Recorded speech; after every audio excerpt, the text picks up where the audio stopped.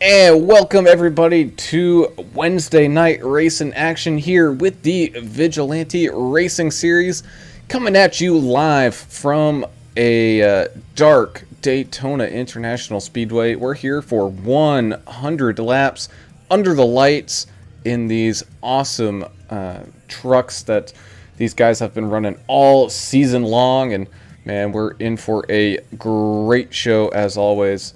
Like to thank our key sponsors here tonight. One of those being Keller Williams of Johnson City, Tennessee. That's one of these race participants, and he's been the main sponsor here all year long and gonna continue that into the next season. That's Mr. Ricky Wittenberg. If you need a realtor anywhere in the country or in that Tennessee area, give Ricky a call there at 423-444-0454, and he'll get you all set up with everything you need to go out there and buy or sell your home, because that is something you do not want to do alone. And every little bit that goes to him, just gonna get kicked right back here to these guys, and lets you see some great action here that you see week in and week out. So definitely go give Ricky that love over there. I'm Alan Brown, and I am joined in the booth, as always, by Mr. Alan English. Alan, how you doing tonight, man? Great, as always. It's Daytona, under the lights, with the Camping World trucks. It doesn't really get any better than that, if you ask me. It's always exciting. This league is extremely competitive. These guys really want to get out there and win some money, because this is a money league, folks. And these guys put on one heck of a show every week, and we really appreciate them, and hopefully get to see some good racing action tonight. I know it's not quite as wide as Talladega or ISS or anything like that, but shoot, there's plenty of room to go through wide around here, and I'm sure we'll see a lot of it tonight. And down there on pit road, looking to see some of that firework action down there, it's Mr. Adam Turner. Adam, how you doing tonight? Oh man, I'm doing awesome. I got beers lined up like I'm in a deer blind. I'm looking forward to this. It's going to be awesome. I want to thank Alan Kuhns for filling in for me last week. I had some other stuff going on, I'm a businessman, international, so I had to do some things, but I'm happy to be back. Worldwide? Yeah, somewhere, prestige something. I don't know, but I was at work. But I like how this league, the Vigilante guys, they kind of change up the fast repairs and the incident limits to kind of third track. So tonight we're going to have 3 fast repairs because we're at Daytona. 21x limit for your incidents, and you got 70% fuel. It's about 80 degrees on the track, so we should have a nice, smooth, sticky surface. It shouldn't be too slippery out there. But man, somebody's going to hate somebody by the end of the night, and I can't wait to see who. Yeah, and that's going to be a little while from now. Like I said, we got 100 laps here at this 2.5-mile speedway, so sorry, we got a Twitch comment here. Is there supposed to be a video? Because I don't see anything. You might need to refresh the Twitch. Yeah, 2.5-mile speedway here under the light. So weather and track temp really not going to be a big key here tonight. But what is going to be the key to the race is do or do not. There is no try. I believe a little green fella said that once, and man, this being the second to last race next week, going to be racing for that championship, final race of the season. This is the final chance these guys have to make up any points and ground on trying to get up into those money spots. Oh, did you just quote Yoda? That was amazing. Yeah, of course, man.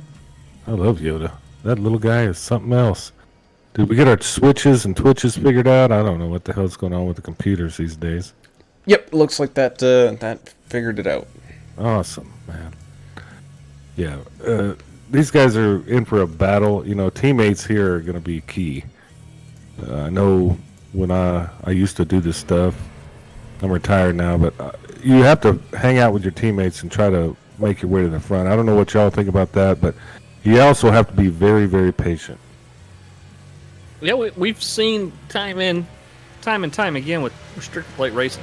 You really want to save your aggression and your moves and stuff for later on in the race because you don't want to be stuck in the middle of the pack during any stage of the race besides close to the end, because it's going to be a race of attrition. We're going to see some guys get wrecked out here probably. I mean, as soon as we say that, it's going to go flag to flag green. But 3 fast repairs, so there's no excuse these guys not finishing this race. They can get back out there, get the truck fixed, and get back out there on the track. Complete the race. There shouldn't be no DNFs tonight. No, hopefully not, as we now have qualifying underway here. It's looking like we're going to actually finish this one up pretty early. Little earlier start here tonight because of the longer race. Trying to make sure they get all the laps in that they can. And, I mean, like we said, this being that penultimate race, you definitely don't want to be missing out. That is for sure. And let's take a ride around here with our current points leader. That's Mr. Timothy Pope in that 728 truck, who's been dominant all season. But the last time we went to one of these plate tracks, he didn't do so well. And when we take a closer look at the points coming up here in just a minute, you'll see, like, he's got it pretty securely in the bag. However, he still needs to perform tonight. Otherwise, Josh Bittner in that 84 is going to catch up to him. I'm still wondering what penultimate means. English, do you know what that means? I mean, like second to last. Is it a French word?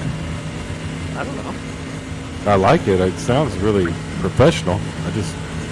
Is that what it means, Brown? Second to last race? Yes. Okay. Oh, hey. Yeah, Brown has to deal with the dummies, y'all, so just trying to square it away. Speaking of, Richard Gray's joining us on Twitch. Thanks for joining us, Richard. He's saying, let's go AAA. We always like it when Richard comes in comments because we actually broadcast him. He races in a couple of leagues that we broadcast. So thanks for hanging out with us tonight, Richard. I'm sure it's going to be a fun race. He loves restrictor plate racing as much as we do. Yeah, he's a fanboy, too. Thank you, Richard, for joining us. Peyton McGowan, of course, cheering for Josh Bittner on there tonight on the YouTubes, and Chan the Man, of course, pulling for Austin Chandler, or Austin Paul. Oh, yeah, don't forget, super fan of the race. That's right. That's another thing we got going on. Dad, this is one of your... Oh, we're getting down to it. One of the last chances to get entered in for that drawing. And Mr. English, what do they win if they win that drawing at the end of the year here? They're up for a $50 gift card. Be chosen randomly from all the people that have been recognized as a super fan each week. A couple of people are in there twice, actually, so... That helps their chances, right? I'm no mathematician, but that gives them a little better chance. Sorry, I'm having some technical difficulties here. I dropped my mouse, and now my little mouse wheel in the middle, is not working quite right. Shouldn't drop stuff on the tile floor, I guess. Well, I thought your Beat Laboratory was a lot more secure than that. Yeah, you reach over and try to grab a cold beer, and sometimes you knock stuff off the table. Let me just look right now. Well, that happens all the time for me. Is America's driver Albert Anderson in the pole position right now? That he is, and he's a driver who's got a lot of talent and just a lot of bad luck as well. I know last week he wasn't too confident at Milwaukee, but we had a bunch of these guys also in a big time race this past weekend that they did fairly good in. I think like 3 out of the 5 of them, or maybe even 4 out of the 5 of them, ended up in the top 10, Albert being one of them.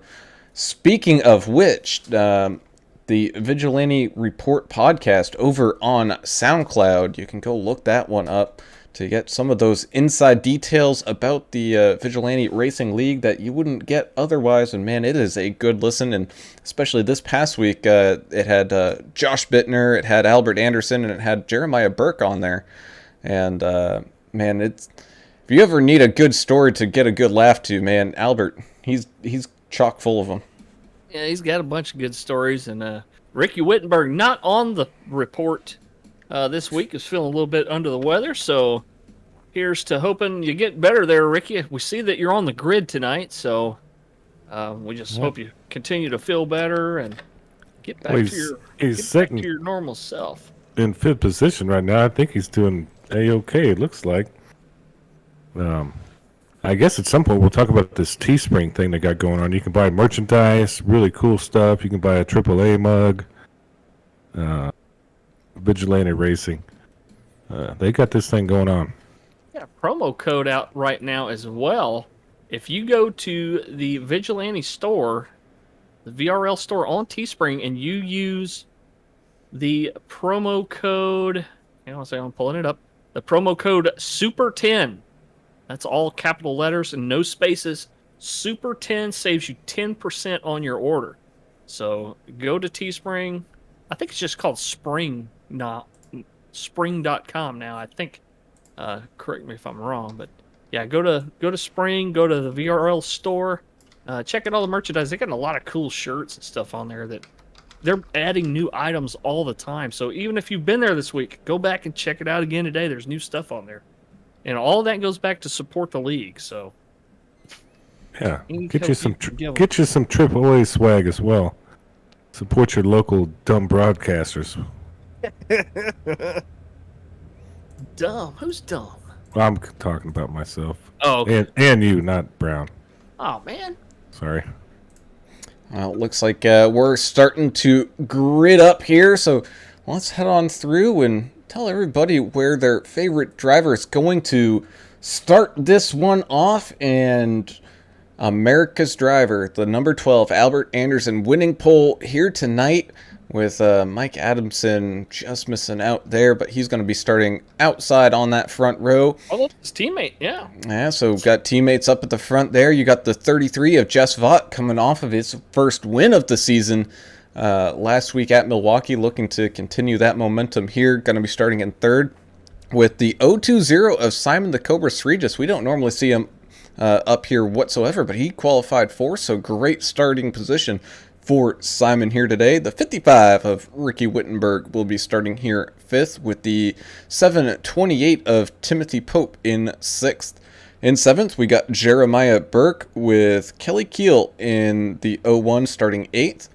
Dustin Reilly will be starting here in ninth, with Justin Hutchinson rounding out that top 10. The 20 truck of Zach Wheeler will be starting 11th. The 6 of Trevor Robertson starting in 12th position. The 999 of Jeff Snyder in 13th. The 19 of Alex Forget Barube, our neighbor to the north there, starting in 14th. The 82 of Michael Everidge starting in 15th. The 81 of Jonathan Osborne starting 16th. Deion Jones in the 4 truck starts 17th position today.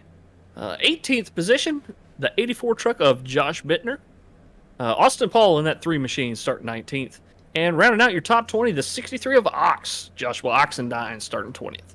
And 21st, you have the 00 Jacob Shoffett. 22nd, number 5 of Tyler Green.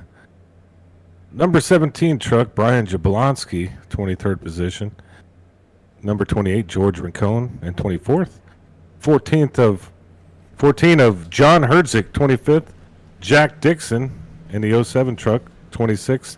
88 of Eric Klafka, 27th. 15 of Jeffrey Green, 28th. Looks like 29th we'll have Rob Green. Then number 7 of Russ Kilgore. And 22 of Matthew Croak at the end of the field. And the end of the field ain't a bad place to be at a super speedway track like this. Welcome in EOL today. And Lori's handing them out tonight because these are just carryover penalties from other races and guys that may have caused incidences at Milwaukee last week. Incidents? Incidents. Yeah, something like that. Well, I want to talk about America's driver. Look at that paint scheme. Look at the paint scheme. That is amazing. If you got a second Brown to look at that paint scheme, I am in love with that truck. And it is all Americaned out there, and definitely living up to that nickname. M.TV logo on the bed of that truck, on the bed cover. That's pretty awesome. Thanks, Albert, for that. That's a sharp looking paint. He's taking this America's Driver thing pretty serious. As he should. When Adam Turner gives you a nickname, you go with it, you know? Yeah, but here we go. We got the full field pulling out of turn number 4 right now, which means that pace truck's going to be making that dive down pit road. Just a few feet away from taking to this green flag, and away we go for 100 laps here at Daytona. Side by side they run all the way off and down into turn number 1. A nice clean start there, and it looks like everybody is going to be patient. Not a lot of crazy bobbing and weaving right at the start, and you can see that top line right now led by Mike Adamson. Not quite together quite yet, but they will gather momentum and inch their way forward, and who knows, maybe we'll see that Grinch truck steal a win here tonight. And think about that. It's 100 laps. That's 250 miles. This is half the length of the Daytona 500, folks. This is not an easy thing to do, so hopefully everybody remembered to empty their bladders and grab an extra beer and set on the desk next to them. This is going to be a long race. Well, if you're in the cockpit, I mean, you don't even need to be drinking or eating nothing, because there's nowhere to go unless you're wearing a diaper like that crazy astronaut lady. I mean, everybody knows that story. I love that story. Oh, man. Some of these guys they love racing. They may be in those diapers like the astronaut lady. Hey, who knows? But yeah, you can Oh, as we get a car getting shuffled out of line here. Jeremiah Burke. The 753 of Jeremiah Burke. I don't know if he ended up getting forced down below that yellow, but he's not going to be able to make it up. Ooh, he did just before that corner, which is good for him, because otherwise he would have maybe even lost the draft there, and there's really no one else back there to help pick him up. But I don't know if he just didn't like what he saw up at the front, or if he got forced down there. And Adam, I bet you money, if I turn my force feedback down real good, I could ride around here and eat a Sonic cheeseburger with my other hand. I guarantee you. Oh, it's smooth. It's a fun ride, but the problem with these trucks, that you talk about all the time, that there's just a lot of wind coming off that tailgate of that truck, and if you get in a little predicament there where you're a little too close, it could push you kind of where you don't want to be. So. But other than that, is really fun track and fun vehicle to ride here at Daytona. Well, also not to mention, iRacing did have an update to the aerodynamics and the package that these trucks run, and they become very slippery now in this draft, especially when you're being pushed hard. Like, you can see it when a car gets right up onto that bumper, and I mean like physically pushing the car in front of them, you'll see that lead car start to wiggle around quite a bit. And you always have the pulse of iRacing. You're up there in the Northeast, you must talk to those guys on a regular.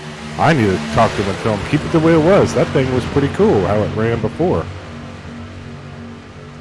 It's still running pretty good. I mean, you just see this massive wad of trucks all bunched up together, as we might be almost going 3 wide here. No, it looks like Tim Pope will be a little bit more patient again and tuck back in. He was maybe looking towards that outside of Albert Anderson, who got shuffled out of first by that 51 and then found his way up to that top line to try to make that run. But, that's the other thing. What I've been hearing, too, is you can do a lot of front-end damage now. Like, they've made these trucks a lot more fragile. Thanks to Ryan Williford for joining us on YouTube, pulling for Ox out there, the 63 machine. Thanks for joining us. Roger Pierce out there, pulling for the Finish Line Racing crew. Let's see, who else we got? Ron Dixon pulling for Jack in the 07. He said, time to bring her up from the back, Jack. Christian Nunez pulling for Jonathan out there in the 81 truck. Chan the man, of course. Pulling for Austin Paul. And Adam S. saying, nice to have Mr. Turner back in the booth. We appreciate you, Adam. Other Adam. Yeah, thanks, Adam. Adam to Adam. One Adam to another. Man, I must have like a little fan base. Everybody's missed me this last week. But I know Alan Coons did a great job filling in. I appreciate him. He really did. As the 33 of Jess Vaught, he decided to squeeze on down to that bottom apron and right around in the back. Ooh, got a little close with the 07 there, but he's able to get back out onto the track. And unfortunately, it looks like he might have lost the draft a little bit there. Yeah, I think he's the only guy left without the draft right there. He tried to jump up right there with the 07, and they just had so much more speed on him. He went down there. It looks like he cut a piece of the grass and stuff down there too. Just Vaught did. Yeah, interesting tonight. We have no competition cautions. I guess they're assuming there'll be a caution at some point. So this thing could technically run flag to flag if we keep racing like we are now. But we all know these guys. I don't know what it is about these iRacers, man. Patience wears thin very quickly. Yeah, you're not kidding. Dave Mayberry's saying on YouTube that Hot Rod Mayberry's having some mechanical issues. That ain't good. Kind of problems he's having. If I have read the messages correctly, I believe it might have been self-induced with trying to get a rig set up or something like that. But okay, I did not see that. Hot Rod, you'll be missed tonight, buddy. But glad you can hang around and hang with us out here on the broadcast. Yeah, we're just gonna be out here having fun tonight, trying to have fun. I mean, a lot of laps. We're at lap 8. I think there's 100 or something. Yep, I mean, 100. That's crazy. 100 laps. You are gonna have to be. If you don't know the astronaut lady with a diaper, y'all need to Google it. That is probably the most crazy thing you've ever heard of. I love this story. I think I tell it every once in a while, but I mean, the lady was so crazy. She went from Houston to Florida. She was gonna go kill her lover's new girlfriend or something. Yeah, I think so. Or kidnap her or something. She had all the tools in the trunk. She had duct tape. Yeah, she was wearing diapers so she could make more time. Yeah. But she still had to stop and put gas in the thing. She had gas cans. You can't walk inside the store. You have to get gas and go. That's an extra 3 minutes or so. Yeah. But the real story is wild. As kind of back here in the middle of the pack, you had the 5 of Tyler Green and some other guys kind of moving around a little bit, trying to maybe pick and choose their line a little bit, find that one extra spot here and there to inch their way forward, and it's kind of showing up right now with Tyler Green up 6 positions. Same thing with Josh Bittner in that 84, who's trying to, points-wise, chase down the 728 of Pope. He qualified all the way in the back just about, and he's up quite a few spots now as well, and he's definitely one who likes to maybe ride around, but he's right now sitting in the middle. Yeah, meanwhile, Pope and Anderson side by side up in front, trying to see who has the best pusher here. I know Albert's got his teammate, Mike Adamson, pushing him. Who's pushing Pope? Kelly Keel? Yeah, it looks like the 01 of Kelly Keel up there. Pushing Pope on the outside. I don't know what you guys' preferred line here is.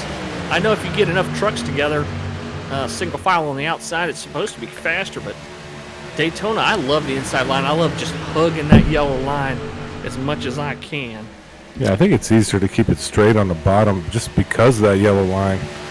I want to go back a little bit to that story. All of them were astronauts, the guy in this whole romantic thing. What do we call him? Like the king astronaut? Should that guy own the moon? Or what? Why were they fighting over him so much? That's crazy. I don't know, man. What an astronaut. He must have been spectacular in astronauting. But to get back to your original point there, Mr. English, I do enjoy riding around on that bottom line, especially this early on in the race, because if you're on that outside and something happens in front of you, probably 99 times out of 100, you're going to end up in it because you just had nowhere to go. If you're out there on that bottom line, as long as you're not right there in the middle of the corner, you got a lot of room to dive down and try to clear yourself. Yeah, because what happens? I mean, when these guys get right, most of the time, that it's going to be in one of the corners, and the first thing the car's going to do is go flying up towards the outside wall, usually. Okay, and then you got to worry about when it starts to slide back down and come back down. But yeah, on the inside line there, you can always hit the apron. If you really have to see, look at the back stretch here. You've got all that runoff area, and even approaching the tri-oval, you've got a lot of runoff area there at the pit entrance and pit exit. So there's a lot of pavement to get onto just in case you need to dodge some cars. But you want to try to stay out of that grass as much as possible, though, because there's a big old hill in there in the tri-oval here. Like if you hit that hill going full speed, it's going to tear your car up bad, or truck in this case. Oh yeah, not to mention, I think there's a couple, like access roads going through there where the transition between the grass and that access road, man, that'll send you flying, and sure as heck will break a spring or two in that suspension. Man, it's really close racing so far. A double file all the way pretty much back. Very clean too. This league, I don't think we broadcast several leagues. This is probably the cleanest racing bunch of guys. Looks like we're going 3 wide here. Yeah, Tyler Green at the middle. Whoa, we got a one on the wall here. Is that the 81? That may have been Osborne. As Tyler Green shooting up through the middle, getting that wind tunnel effect. He's all alone, making up spots left and right. He's now up to 10th, 9th, 8th. Man, he's just flying through these guys right now. Yeah, that was Bittner that hit the wall, held it, and he just jumped back in. No harm, no foul.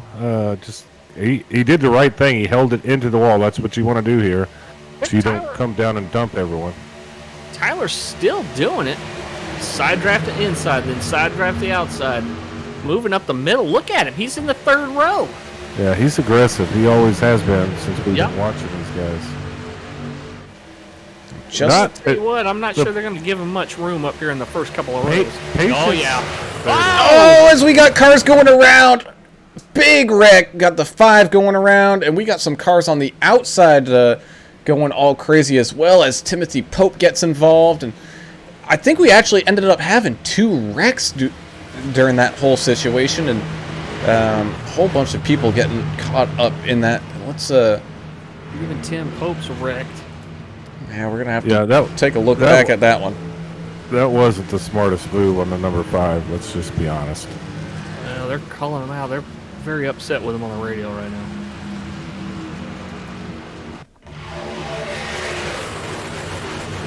This first couple of rows of cars did not give him a wide berth, which is their right. And looks like the 01 of Kiel came down just a little bit, but not a lot. Let's go back and see. Well, I mean, the 5 also Diggle, man, what the hell do you think there's 15 laps in a 100 lap race, 3 wide that early in the race, that far up front. It's dangerous, man. It's just not a smart move. I'm just being honest. I don't have nothing against number 5, but personally, I think he probably made some enemies right there.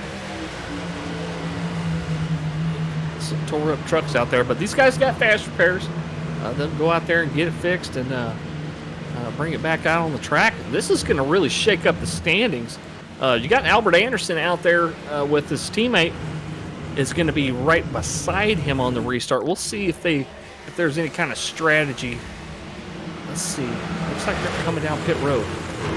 As I'm trying to get a truck number, it's hard to read. I don't know who that was. It might have been the 20 of Zach Wheeler. Let's get a roll bar cam of that. But someone made it all the way through this thing,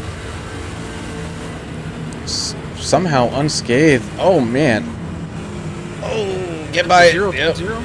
No, the 20 of Zach Wheeler. Man, in Sheriff's car. Okay, yep. I got you. And like I said on that bottom line, he had all that room to the inside infield, and we talked about this, and he was able to get around it there you go, just fine as everybody coming on down into the pits and getting their pit stops done, and got Mike Adamson there. He was involved in that wreck, but he ended up having a great pit stop. Looks like, fast repair, some fuel, and maybe right side tires, and he's right back on out in front. And Albert Anderson gonna be starting right behind him, so got teammates together right off the bat. But that's right. You also got that 0-2-0 of Simon the Cobra Regis. He got involved in that, getting that fast repair done, and is back out there, and he's going to be restarting here second. It's like he's another one of those guys that took 2 tires, but yeah, Anderson and Adamson are together right now, up in the front. Dustin Really, who we've seen is one hell of a plate track racer, and he's a great pusher. So we'll see if Dustin Really can push the 0-2-0 Regis up here in the front. Yeah, but I can't wait to see how much hatred will come out of that. I mean, there's going to be some fights. Somebody's going to be really angry about that. Throwing hands is it? Man, they better throw hands and throw somebody in the lake. Isn't there a lake somewhere in the infield? Yeah, there's a lake in the infield. Yeah. Yeah, throw them in there with the gators and bass and wrestle it out. Teenagers on jet skis. Yeah. Well, you got to hand it to Lori Vaught, who is the lone admin on these races. Did you see, as soon as we saw a couple of trucks involved, she was right away. She was right on the button. She saw this coming, I think, too. Yeah, you could almost feel it. You could almost feel it. But great job by Lori. Yeah, she was right on top of that one and threw that yellow flag. I imagine her. I wonder if she does like old Hoots used to do, saying, "Put it out," over the radio. Yeah, except this time there wasn't no styrofoam cup on the track. It was quite a few trucks. No roll bar padding, no squirrels out there. It was a mess of trucks getting tore up. Looks like the 6 machine of Trevor Robertson, his back end is still, that right rear on that Gorilla Glue truck is mashed in pretty good. Yeah, that it is. Saving those fast repairs.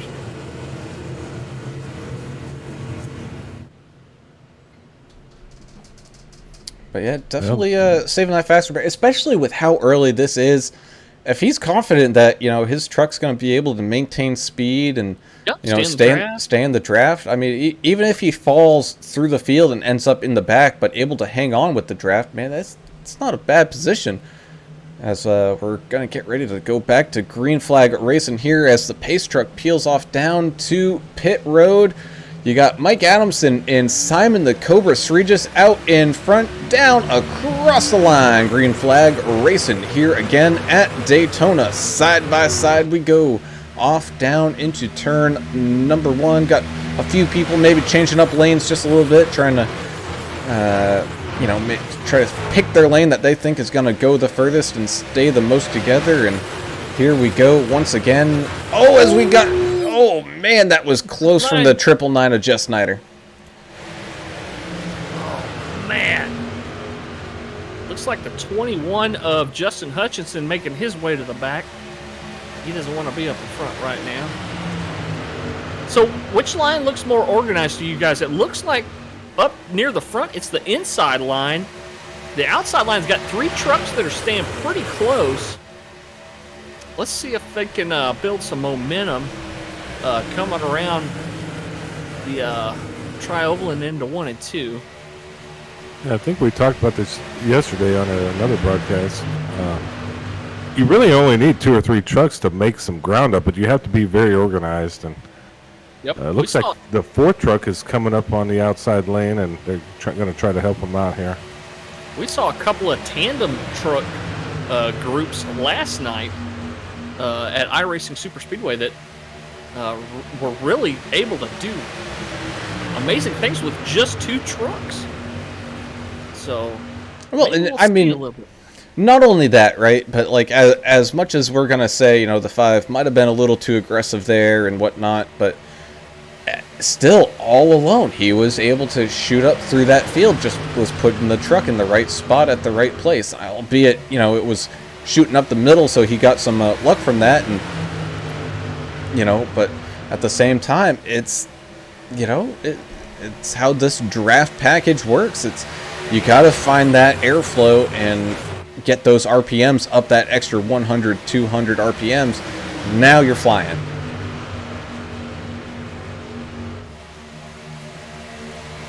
Sorry, I'm having some trouble with the Facebook right now. But on YouTube, we got some guys chiming in. Dave Mabry talking about, he was moving his rig. That was what happened with him. Oh, as the 999 gets loose coming out of 4, able to hang on to it, almost causing another one there, but great save by him there as the truck was dang near 45 degrees across the track. Yeah, I don't know how he saved it. That's the second save for him. And he's still up there. He's going to make another run up here with these 3 trucks in the top line.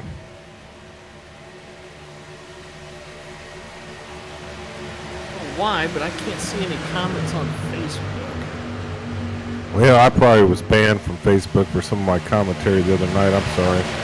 Probably ruined the whole thing for us. It's not you. It's you. Now we got our usuals out there. We got Russell D. Endicott commenting on there saying, "Go Tenderfoot. Sorry I'm late. Had to be at wrestling. Glad to have you back around here, Russ." Also got Nox Medusa. Please let me know if I'm saying your Twitch handle right there, sir, or ma'am, whoever you are. He's been hanging out with us from the get-go. Same thing with Richard Gray saying top line's foreman, and yes, it is. I'm getting concerned about this Facebook thing. Did you get banned yourself? No. Did you ruin this for us? I can't believe it. No. Oh, okay. Also, Rick Watson on there tonight, pulling for Ox in the 63. Thanks for joining us, Rick. Everybody, these guys got a bunch of fans out here, and it's fun to hear y'all comment and talk about your favorite driver. We love talking about them too. That we do, as that entire top line continues to try to gather up trucks and gather up that momentum. It started off with 3, it's now up to 4, and it looks like we might be adding 5, 6, 7, and 8 to that top line here in just a moment. And we'll be basically 2 solidly put together lines, but look who's in that 3rd spot on that outside line. Still the 6 of Trevor Robertson, so that damage to the back of that truck really not doing anything to him. Right, finally I can see some comments. All right, Russ Endicott, I got you now, buddy. He's pulling for his buddy in the 12, America's driver. Well, I love America's driver. That's my pick every race, and I'm not supposed to be biased here. I like everyone here. Well, and look, him and his teammate working so well together out there on the track right now, because you need that here. You have to have a good working relationship with somebody out there. And Mike Adamson, we've seen him win in the past. We know he can do it. So, as you can see, the 63 of Josh Oxendine, I think, making the call to move back through the field. Maybe not liking where he was, kind of in that middle of the bottom row. And man, it was maybe a good call, but at the same time, we're now a quarter of the way through this race. You got to start getting a little braver and braver here as this thing goes along. I know we still got a long way to go, but at the same time, you definitely don't want to put yourself out of contention just by making the wrong moves at the wrong time. You were talking about Trevor Robertson with that little issue on the back right of his truck, and I think we've run across that in the past where I think it was you, English, that mentioned that back right deck of the truck doesn't really matter too much as long as you're not in the lead. That's the one place you can still take all the aero you need for whatever reason in these trucks, and he's up there pushing up front. Yep, if he was trying to lead a line, he might have a little bit of a problem. Here we go. The leader's calling out a lap car. We got a lap car that this big old pack of trucks here in the lead is coming up on, and Mike Adamson, that 51 on the radio, saying, "Hey, man." As the 6 gets turned around, we're gonna have another big one back here. Yeah, we're not gonna worry about that. We threw the caution, but everybody saved it. No, they didn't save it. They didn't. No. Got wrecked. Yeah, there was some, who is this here? really bad action back there. Is it the 020 also? The 020 may have been involved in that one. No, the 020 was out in front. It was the 999 pushed Trevor Robertson, and then the 6 and turned him. Yeah, he got turned, but watching this replay, he goes down into the 20 of Zach Wheeler, gets some people teleporting through, but by the end of it, everyone's driving straight. Yeah, there was some net code. I see what you're saying there. But it looked like it was going to be worse than it was, right? Oh, I thought we were going to see 10 cars up on their hoods, but no, everybody able to get through without too much of an issue. And especially kind of towards that back half of the field, you kind of saw there they were all lined up single file on that inside row, and that gave them that little bit of extra time and room to slow down, and scatter a little bit to get through that one pretty clean. But that's going to bring out the second caution of the night, and we're approaching that 1/3 of the way through here. Yeah, definitely needed a caution thrown on that. And I was looking at George Rincon. Yep. I think he blew an engine, looks like, on that. But he went in the pits and got that repaired. That's the cool thing about having 3 fast repairs on a huge track like this. Excuse me, as all that was going on, they were catching up to the 19 of Alex Forget-Berube, and because of this, I think he's going to end up getting the lucky dog wave around here. Yeah, I think so. Isn't that something? And they were about to pass him, and now here he's going to pass them. I'm curious to see if anybody's going to roll the dice and stay out here and make some track position, but it doesn't look like it. Looks like most everybody's coming in. I think this is natural stopping point there. As we got teammates coming out side by side, Albert Anderson and Mike Adamson. I don't know, maybe you wanted to time that a little bit better so that way you guys get on the same line, but they'll be starting side by side up at the front there, followed by Kelly Keel, Simon the Cobra Regis. You got Jeff Snyder in that 999, Mike Everidge in that 82. Dion Jones having a great night, currently up 10 spots, sitting in 7th. Zach Wheeler's in 8th. Eric Klafka up 18 spots now into 9th, and Jeremiah Burke going to be rounding out that top 10 for this restart. Great to see the 4 truck of Dion Jones up there being competitive up there in the 7th spot right now, so good job, Dion. A lot of these guys up front, did they just take fuel? They only take they took right fuel, side they tires? only took 2 tires, yeah. Yeah, there's really short pit stops there. Kelly Keel, he's up 5 in 3rd place. His amazing pit stop. I don't know. You have to have a little bit of strategy here. Tires aren't an issue here, are they? No, not really. At this point, not yet. I think when we start getting a lap 60 and you haven't taken tires yet, that's when you might start to really get a little squirrely here. But I'd also like to mention that the 81 of Jonathan Osborne, who won the race at Talladega this season, he's currently back there in 18th. I don't know if he's just saving up, waiting for that kind of final sprint to the finish, or what's going on with him, but he's definitely kind of mired towards the back there. The Russ Endicott said on Facebook, he caught our little conversation about the diaper astronaut deal. He said, you should check in with Tenderfoot to see if he's got one on tonight. And he said, there might be a hilarious story to that, too. So. Oh, well, I know he's available if we want to drag him up during this. Yeah, we got one to go. Well, maybe next caution we'd like to bring him up. He might not be ready for that one. Oh, that would be a perfect way to break the ice, you know? Hey, you got a diaper on or not, America's driver? America wants to know. We do. We're going to pull him up next. Let's pull him up on the next one. All right. And thanks, Rick Watson, for being on again tonight. Pulling for Ox, of course, saying, man, Ox, you're only giving us 50%. We need 110 out of you. Yeah, he's calling out his buddies like that. Yeah, he said, man, you ain't trying hard enough, Ox. Get that 63 up there to the front.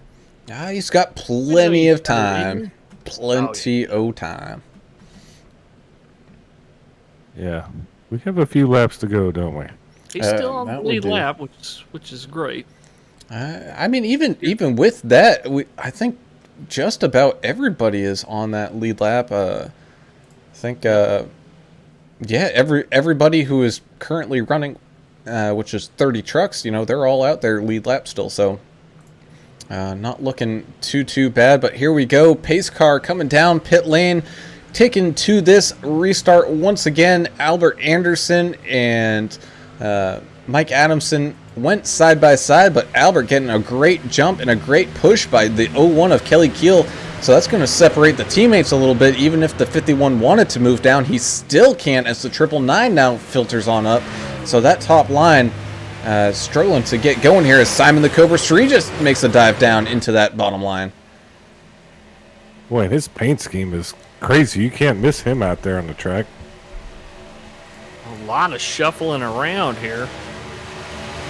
And they do have to be careful, as it looked like Alex Forget-Berube might have came down pit road as a last second kind of thing here, and it looks like he's going to move down to the apron, let everybody by here, which is probably the best thing for it, knowing the kind of jumbled up mess that he's got coming up through that back mirror of his. What a gentleman from Quebec. Yeah, very sportsmanlike move. They're moving down, letting these guys go around. They're going 30 miles an hour faster than he is.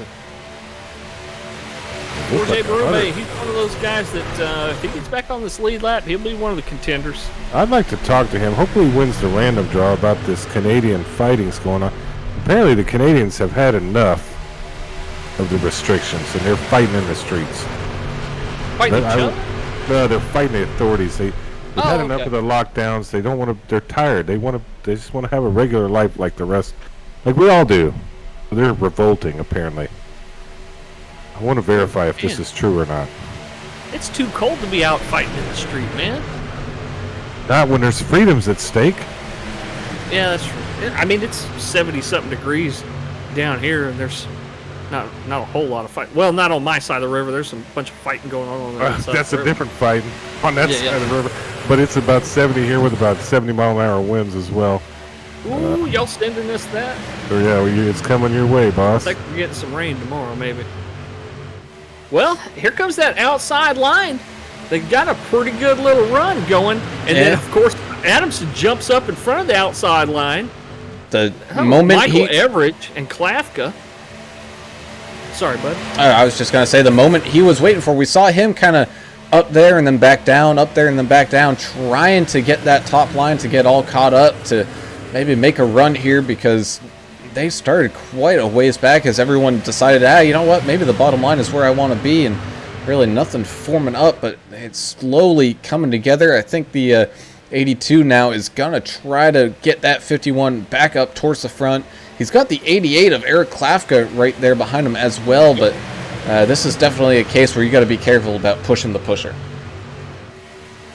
Yep, right you are. They're on their way, though. They're trying to make some ground on that inside line. Let's hear it for Kelly Keel in the 0-1-2. You talk about a guy who's been pushing all night. He's been pushing everybody all night. He's one heck of a pusher. Staying right there on the bumper, Albert Anderson, in Mike Adamson's absence from the front end of the field there. He's trying to make his way back up there to you. And alive. The 999 running in that third position right now. Catching a little side draft from the 51. That side draft is the real deal. Whoa, we got Jeremiah Burt diving down to the apron again, letting a bunch of trucks around. I think making that call once again, getting a little dicey maybe up at the front, and trying to keep that truck clear. And, he's even the first one to admit it, he's not really enthralled with this Daytona plate track racing, but at the same time, he's able to figure it out and make the right moves. Somebody just asked Jeremiah on the radio, "Hey man, you good?" And he said, "I don't really trust what's going on right here, and I don't really trust some of the folks up here." He's not in the trust tree. He's in the hate tree. I could hear it in his voice. He hates the guys that were running with it. He was running with, so he pulled off. He's like, "Man, I ain't gonna run with these fools." And I hope he calls them out by name, so maybe we can have a fist fight in the, down here in the haulers where I'm at. I've got my beers lined up just like the deer blind. They're already cracked open and everything, so I don't make any noise, Jeremiah, one of the guys that helped out on the Vigilante report this week, did one heck of a job. I think they tagged him his nickname as "No Gimmicks Needed" or "No Gimmicks Required" or something like that. But, Jeremiah, one of those real consistent drivers every week. It's always fun to watch that 753 machine go around the track. And yeah, he made the call. He said, I think I'm going to go back to the back and wait on the next couple of cautions. As we kind of look through this field, as everyone continues to try to bunch up and shuffle back towards that front, someone we haven't really talked about much, currently sitting in 14th, that's the 14 of John Herdzik, who we normally don't see kind of up here in this middle. We've seen him running kind of in the rear, but he's having a great night here so far, inching his way forward up 12 spots right now. Yeah, we're having good, consistent laps. I think every 15 laps or so we're going to have some kind of problem. But right now, it's smooth, and the smoothest of them all, number 12, America's driver, Albert Anderson. So Dave Mayberry's saying his money is on one of the original old Vigilante drivers, Jess, Kelly, or Ricky. I'll tell you what, Jess, Kelly, and Ricky, out of those three, Kelly he's really the only one up there actually challenging for the lead, but he's pushing Albert Anderson right now. He's got his hands full. Yeah, but like I say all the time, it doesn't matter. This is the kind of stuff where you can go from chump to champ to chump in a matter of seconds to speedway racing, plate racing. And I think if you're within 10, 15 spots of first place as we come around that last turn, hey, it's anybody's game. Hey, and look, Rick Watson saying normally his money's on the 63, but he don't know what's going on tonight. He said, all right, Oxendine, time to do some of that Houdini stuff. Time for a little magic to happen. Currently sitting back here in 23rd, kind of where this field starts to single file out, maybe just trying to tick these laps away because we still do have quite a ways to go. And, it's still not a terrible spot to be, but I think he's starting to maybe get right a little bit. You got to maybe close up that gap a little bit. Ricky Wittenberg here in the 55 going a lap down. Everybody able to negotiate getting around him okay as he stays high. He did a great job, and that's not a fun place to be when you're a lap car. No. When you're seeing that freight train coming down on you. It's scary as hell. It's like driving on the 405 in California. If you're old Texas boy like me driving in California on the 405, holy crap, what's going on? Are those the other cars? Yeah. It's pretty much death. Kind of like Katy Freeway in Houston. Oh, a little sideways action. Tyler Green. Oh, they're still going. They're still banging. What's going on here? We got cars mowing the lawn. Somebody blew an engine just now. Oh no! Deion Jones just went up into space. He hit the fence. We'll have to take a look back here to see exactly what happened because we were in the middle of riding around with Jonathan Osborne where this all happened just about right in front of him. Getting a little sideways there and go back a little bit more. The 4 and the 5 leaning on each other just a little bit, trying to keep it together, and then a little bit of neck out. Oh man, the 20 of Zach Wheeler goes way down low. able to bring it back up onto the track. You got people diving down into the grass. And then the 4 came back up the track. I think he has wheel damage or suspension damage and couldn't control it. He went up, hit, looks like Ricky Wittenberg, and then went up into the safety fence. That camera got toasted, huh? The one in the grass. Yeah, they have to buy a new one for Oh, us. man. Yeah, you know what? I think the 4 was trying to hit the brakes to slow down, but he had 2 tires off onto that grass. That'll do And, man, that grass is just like ice, man. You can't really do anything once when you get on there other than try to hold it on straight. And then the right side's grip, and then just sends you straight up the track. Albert Anderson leading everybody in. I think everybody's going to pit. You know, might as well, since we're here, I'm going to watch him here and see what he does, what his strategy is, how many tires, just fuel. I don't know. Let's see. Yeah, we can pull him up, too, as soon as he leaves his pit box, maybe. Whoa! We got a wreck on pit road. Looks like the 3 and the 28 got together. 28's around. Something happened there. Oh, man. 28's going to have to spin that thing around. Looked like Albert just took fuel. oh, the 28 trying to get into his pit box, and he was not clear. That 3 was kind of running down the left-hand side of pit lane, and man, just spun it right into the wall. Thankfully, there's virtual pit crews. Otherwise, the pit crew for that 17, man, they'd be needing some Advil after that one. You think one of y'all? I'm the retard. I'm sorry, that's not the proper term. I'm the idiot. We bring up Albert Anderson. Give him a Yeah, I can shout. pull See him what up. he Hold does. on just See what a he does. Yeah, I'm not a big fan of that hollering. Hey, Albert Anderson. Albert. It's the AAA broadcasting crew. We pulled you up in the booth just for a minute. I hope that's okay, bud. Absolutely, boys. What's going on tonight?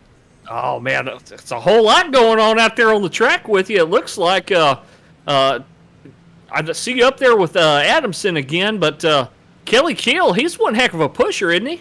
Oh, man, I tell you what, I love having Kelly behind me pushing. I mean, he did one heck of a job keeping us out front.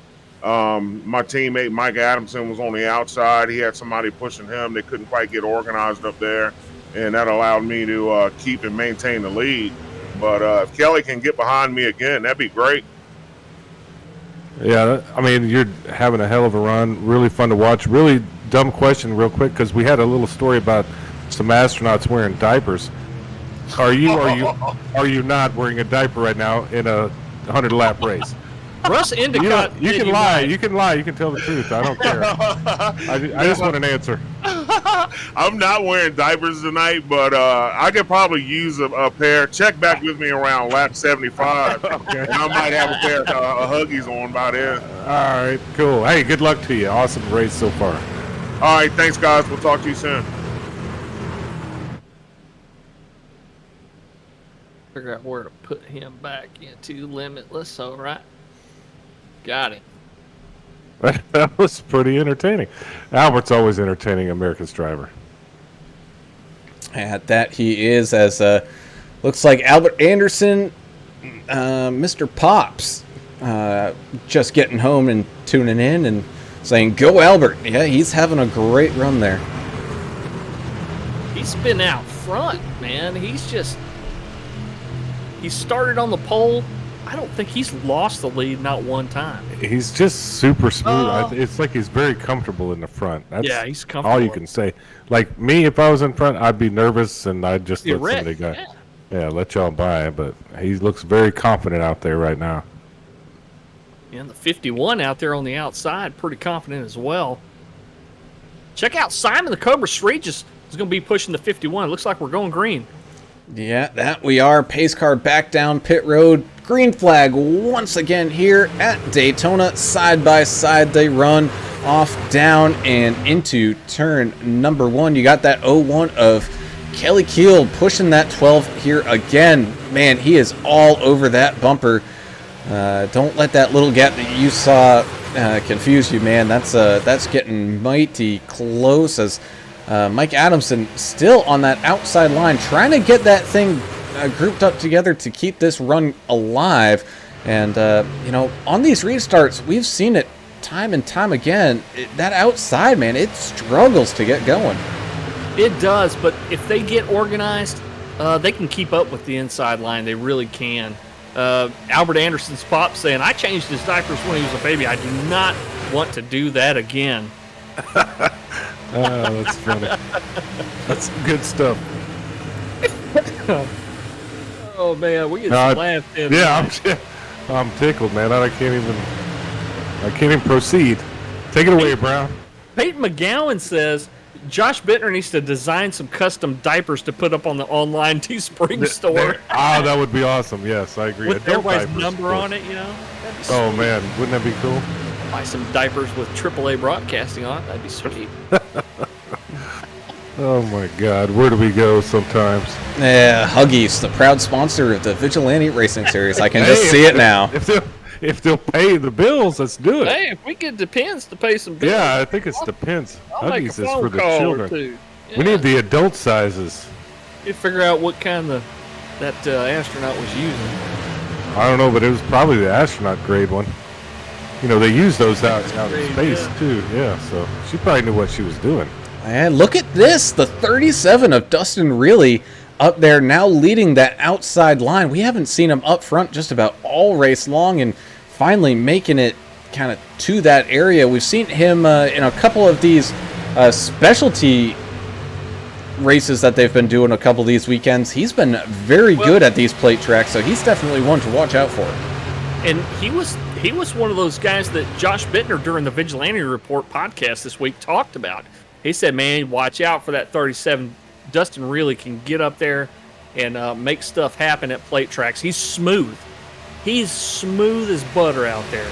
Yeah, some guys have a knack for plate track racing, I think. Oh, I'd love to do it too, man. I know you're really good at it, and you can't do any other kind of racing. You're terrible at the rest of it. That's true. But So true. it's just something. There's a feel to it out there, you know. It's being aware of your surroundings, what's going on. You really have to almost be able to predict the future to be a decent plate track driver. And Dave Maybury's saying on YouTube, he said, look out for Eric Klafka. He's one of those quiet guys that's sneaky fast. He'll come up there and sneak up on you and pass you in a heartbeat. So. Yeah, I think some of these younger guys, you know, I can't speak for what age limit, but I'm going to guess around the millennial era, they're probably on that Adderall. You know, that's kind of the thing of the millennials. So it makes them super concentrate. It's legal. I mean, it's prescription. Is that allergy medicine? No, it's like I don't know. They take it when they take tests, and I don't know. It makes you super focused. I don't know. It's just a thing. Or something. It's not illegal or nothing as long as you have a prescription. So, hey, whatever makes you faster out here. Diapers and Adderall. Where are we going? That's a T-shirt. Make a T-shirt. Diapers and Adderall. I love it. AAA Broadcasting. Copyright. Ricky Bobby Inc. As we also got the 81 of Jonathan Osborne now sneaking his way up through this field, now up into 6th. We saw him kind of back there in the 17th, 18th spot, now kind of getting 10 positions more than where he was. And like I said, he won Talladega, so he knows what he's doing out there as well. And man, talk about a great paint job that, you know, plays along with maybe a little bit of your disability or challenges that you face day in, day out. Man, that's a great paint scheme that he runs. Chair leaving flames. I love that, man. I love that guy. That guy's got the attitude of, he's got the heart of a racer, man. And he comes out here, he puts a whooping on some people that are, you know, that are able to use their arms and legs. And, you know, he comes out here and he can kick some ass. I love that's the greatest story I've ever heard in iRacing. I know there's a lot of cool stories, but it's very hard. Well, you know, I'm a cold-hearted person. It makes me very you have to be warm and fuzzy. Certain lines of work. Yeah, but it's super cool. Russ Endicott on Facebook saying the number 12. He says, call him Butter because he's on a roll. Yeah, we love puns here. Well, some of us do. No, I'm not big on those. Those are not my thing. I think y'all could go on a pun roll at some point. No, I could judge them. Oh, God. don't open that door, man, because you know Brown's gonna definitely walk through it. I think y'all did it one night to me where I couldn't. I was done. Couldn't handle it anymore. As we got Nox Medusa on the Twitch saying, "Is this type of conversation topic normal?" Well, in our circle, yeah, it's normal, but everywhere else it may not be. But yeah, no, man, it's we're out here just having fun, watching some racing, and enjoying this whole experience with y'all. And yeah, that's it's what happens when you get long green flag runs, man. It's you can. Yeah. Oh, don't look now. Look at the 5 going up the middle again. And guess what? Jeremiah Burke says, I'm not dealing with that. He jumped down. And the 81 jumped down too. Yeah. So the 5 making another aggressive push up towards the front. Let's see if Kelly Keel, because we did see the 01 of Kelly Keel did not want to give him a whole ton of room, but he's got Klafka to deal with right now in front of him, and he's got Adamson and Dustin Riley to the outside. We're fighting even all the way back here in 14th with Jonathan Osborne dipped back a little bit. He probably didn't like what he saw as well, as him and Trevor Robertson are kind of battling it out right now. We're barely over halfway. I mean, these guys know that they have a lot of mileage to go still here. We mentioned it before. It's 250-mile race. Half the length of the Daytona 500. So these guys are keeping track, and they know how many fast repairs they can use in this race. I'm going to put my disclaimer out there. Everything I say is not representative of AAA Broadcasting. Send all your complaints to Alan English. Oh, hey. And compliments. I'm sure they're all going to be about me. Yeah, send them to him and we'll air them out. 17 of Brian Jablonski. He just switched lanes. He wanted to come down and try that inside lane for a little bit behind Snyder in the 999. He's up, 11 spots? He started 23rd. He's now in 12th. So Jablonski charging his way to the front. Oxendine's made up a couple spots. He's sitting in 19th right now. Yeah, I think he's back there, kind of a part of this chase pack that we got going on. Currently being led by, I believe, that is the 63 of Ox. So we've got a kind of crew of guys back here that we haven't seen up towards the front in a while. Back here, 18th, 19th, 20th. Of those, that includes Josh Bittner and Timothy Pope, your two kind of top contenders there for that season championship. I think realizing maybe up there at the front, it gets very dicey very quickly on almost no notice, and they really don't want to be a part of that until they absolutely have to. As back here up at the front, man, the way that Kelly's been pushing Albert up at the front, I think that's part of the reason why we haven't seen that top line really get any momentum or a run. It's just that 12 in the 01, they're setting a ridiculous pace. Yeah, and you talk about movers, the Polish Prince, Brian Jablonski in the 17th car. He's moved up quite a bit. Yeah, he's in 13th, right at the back of the front pack here. I think we hadn't seen the end of him tonight. He's having a good run. Polish Prince, Brian Jablonski. Yeah, the points leader right now, Timothy Pope. We saw him involved in an accident earlier. It looks like the 19 4J Berube getting put another lap down here. But Tim Pope back in 24th spot, and Josh Bittner sitting back in 20th. Bittner's really hoping that he'd have a bigger gap on him probably right now, because the points race for first and second, I mean, Bittner needs all the points he can get, and with Pope only 4 positions behind him, it's not really going to help him out a whole heck of a lot this week. As we pull up that current point standings, unfortunately, I don't have the brain or the software to maybe do a live point standing, but as we entered this race, you can see there Pope with 386 and Josh Bittner with 369. But don't count out Trevor Robertson either. He's only 10 points behind Bittner there.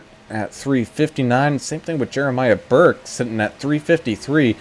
So, I mean, we're starting to really cut this one down to about 4 trucks, I think, depending on how this one finishes, that actually have a chance here. Dave Mabry's saying that Kelly Keel and Eric Klafka work at the same company. They work together in real life, he said, but can they work together on the track? Well, Klafka's right behind Kelly Keel. They're holding that bottom line down right behind Albert Anderson and the 12, so My guess is yes. like they're doing pretty well so far. But thanks, Dave, for pointing that out, because that's an interesting little tidbit that we didn't know.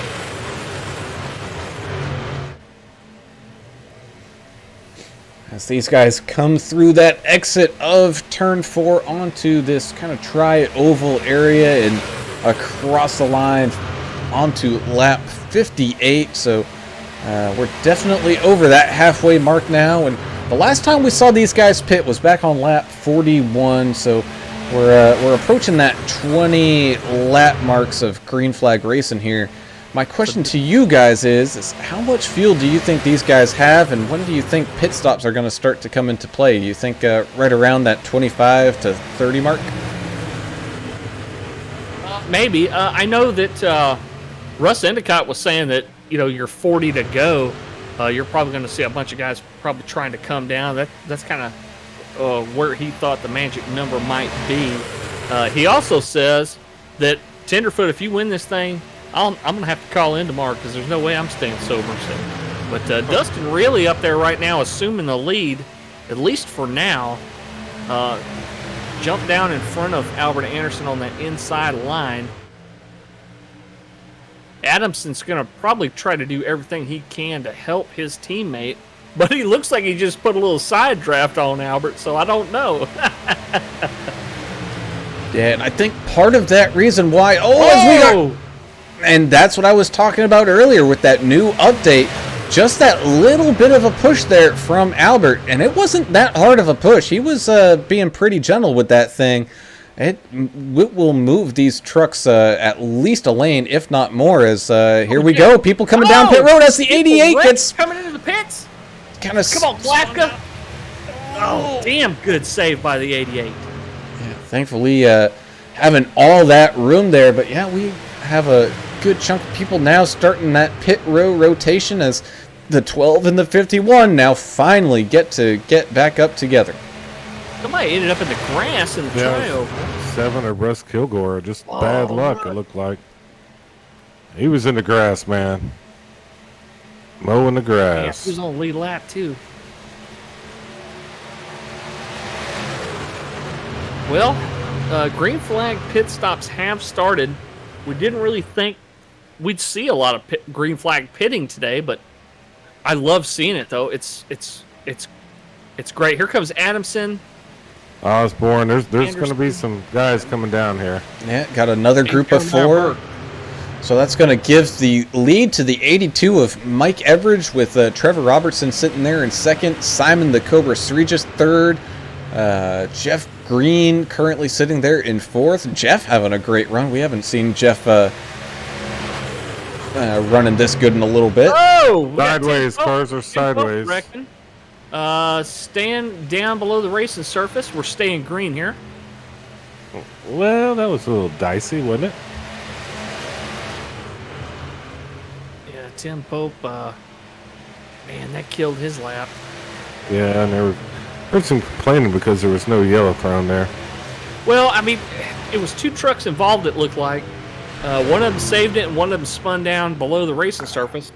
Yeah, I get their complaint, though. It slowed down the field, and that's just the racers' complaint. They're in the heat of the moment. I don't give a damn. Not a catastrophic wreck. I think let's keep this thing going. We're on lap 61. I'm with the race admin. You can catch up later. Let's keep rolling. You're always gonna. Hey, Lori's in an impossible position because if she throws the flag there, she's gonna piss a bunch of people off that just made their pit stop.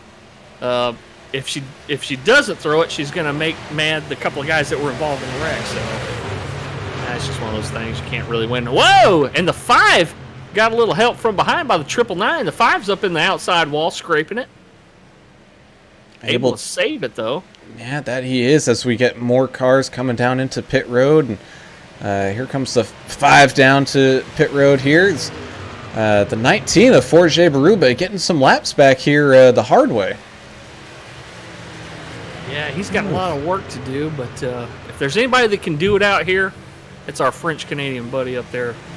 Speaking of French-Canadians, do you think in a fight, Florida man or like a Newfie, who do you win? Who wins that fight? A Newfie, from Newfoundland?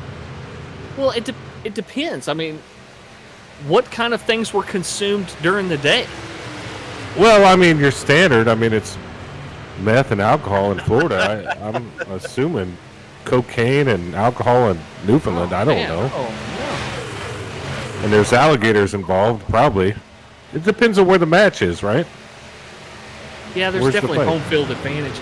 If Florida man's not going to make it very long up in the northern tier. Probably not in that cold weather. Sorry, these are things I think about. The Rick Watson said he thought they could make it to about lap 70 or so range before pitting. But I don't know, man.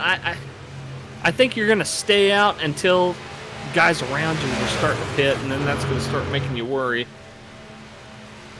As we take a look back here in 4th with Justin Hutchinson kind of leading a little bit of that, what's left over from that chase pack. You got the 00 of Jacob Schaffet. You got the 20 of Zach Wheeler, who's run into a little bit of bad luck earlier on, trying to make up a little bit of ground. Same thing with the 28 of George Rincon. He's had a couple bad races here. It looks like this entire chase pack is going to come down and pit. Same thing with that lead of Mike Everidge and Jeff Snyder and Jeff Green, all those guys coming in. So that's going to leave Dustin Really, as he's coming through 3 and 4 right now. He's going to end up inheriting the lead when they kind of get around back to that backstretch with Kelly Keel and Jess Vaught.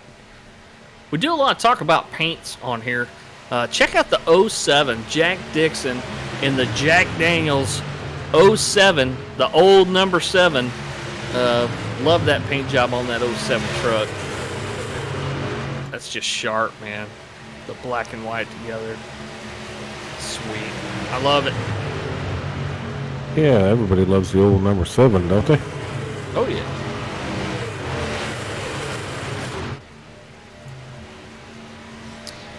Well, tell us what you think on Facebook and on the YouTubes and Twitch. Let us know what you guys think. Do you think we're going to see at least one more caution here? Do you think there'll be a yellow flag between here and the end of the race, or do you think there'll be more than one? Let us know what you think. I have a feeling. I kind of feel the pulse, Adam. I kind of feel the pulse. What is the pulse? What is happening out there? The pulse of the people. I think they're all going to be with me. I think we're going to see maybe 2 more yellows. Got a lot of racing left. I bet we do, as currently Dustin Really in that lead spot.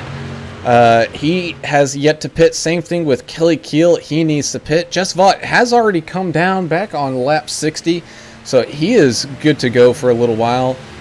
Jeremiah Burke needs to come down. Jonathan Osborne.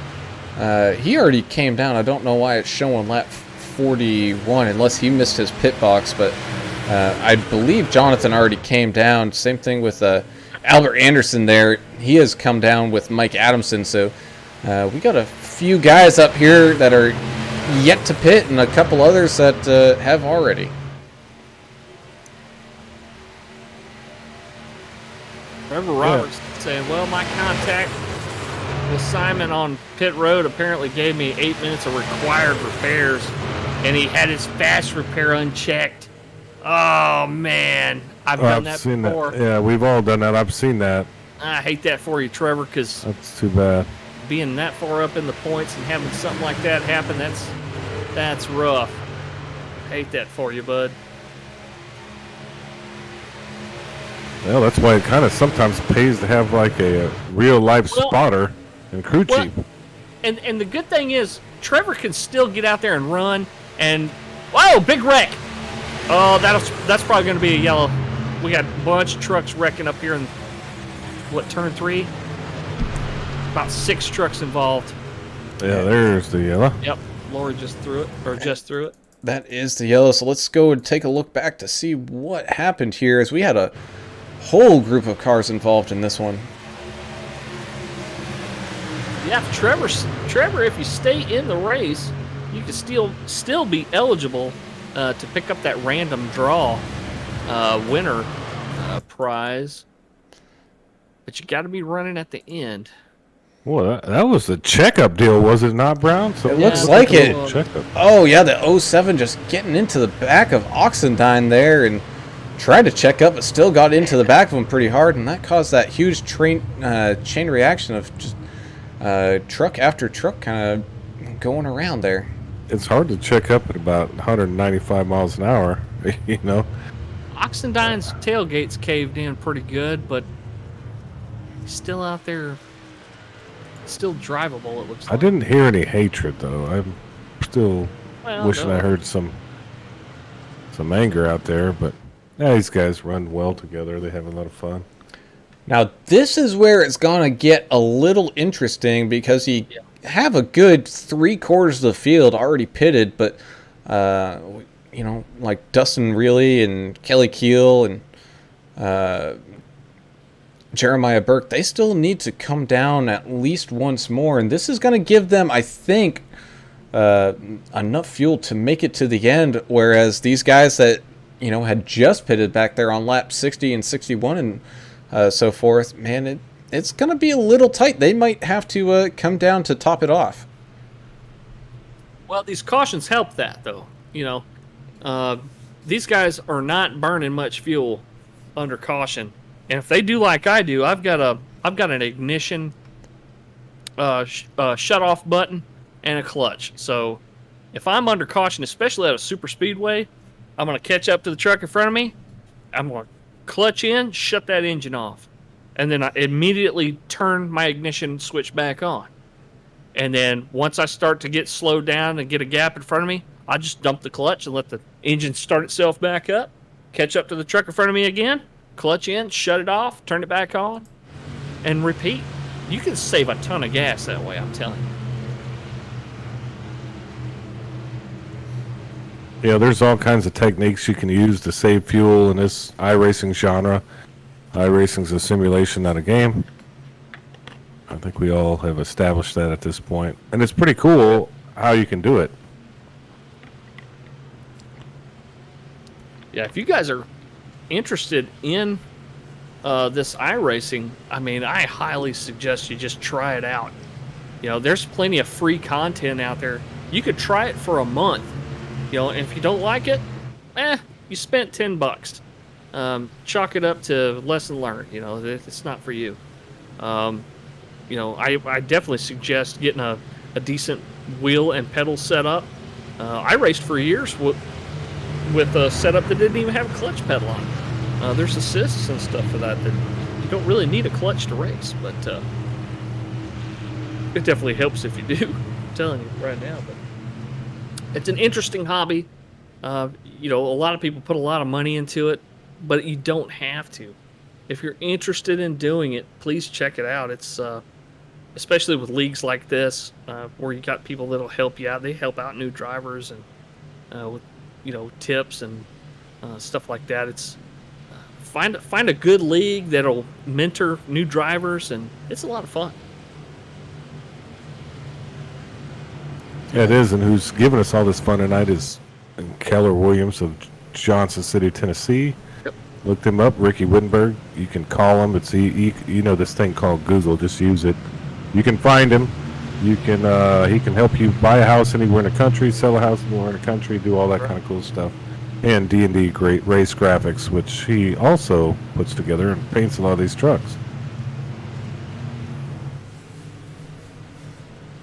Like Albert Anderson's aunt is on here too. Miss Vivian Chadwick on Facebook. So yeah, looking for you up front, Albert. Make it happen. Thank you, Miss Vivian. We appreciate you watching. Yeah, America's driver's been up front all night, and we hadn't seen the last of him, I don't think. No, he's sitting there right within striking distance. That's right. As we have Dustin really up front in that 37 with Kelly Keel on that outside for this restart to go back to green flag racing. Jeremiah Burke, who's been kind of ping-ponging around the track here tonight, is going to be starting up there as well. Same thing with Jess Vaught, who we've seen really hanging out in the back for most of this race, and he's now back up there running in that third spot. And you see Albert and Jonathan Osborne right there in that striking distance. Same thing with Mike Everidge and Mike Adamson, who have had solid races here tonight as well. So we got a whole bunch of people up here, and a whole bunch of them don't have a win yet on the season. So it would be great to see a first-time winner here tonight, but that is coming up in about 38 laps as we go green flag racing. As, man, that 01 shoots straight down the track. Jumps down into that bottom line. I don't know if the truck got a little loose on him and he just happened to go down there, or what happened. They passed the start-finish line when he changed lanes? Because if he wasn't, he's going to be looking at a penalty for next week. I'm going to have to go back and look and see. At the same time, because of that, the 12 all over that back bumper of the 753, trying to get that top line together and pushed forward, trying to get back up to that front. But Kelly, man, he is a pusher and a half all up into that 37, trying to keep him into the lead. I just watched the replay. The 01 definitely did change lanes maybe 100 yards before the start-finish line. So, you know, Lori's going to be looking at that when she fills out that steward report. I'm not trying to tell on you, Kelly, but damn, at least make it close, you know?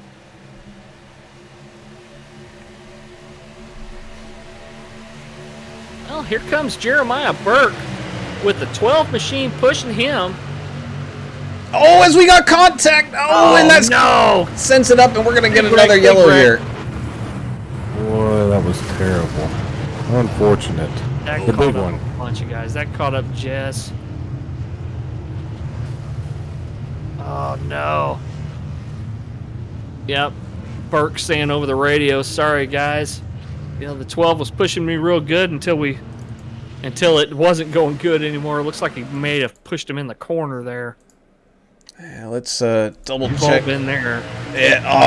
Just caught him at that corner and swept across, and Albert went through the grass. We had trying to get a good view of this, and I mean, absolute parking lot situation there. The 28 of George Rincon somehow managed to kind of slow up in time for it. I'm looking to see if anybody made it through. I saw, I believe that was Simon the Cobra Regis in the 020. Let's take a ride around with him, because I think he ended up just cutting down through the grass as, oh man, Albert goes shooting straight across the nose there.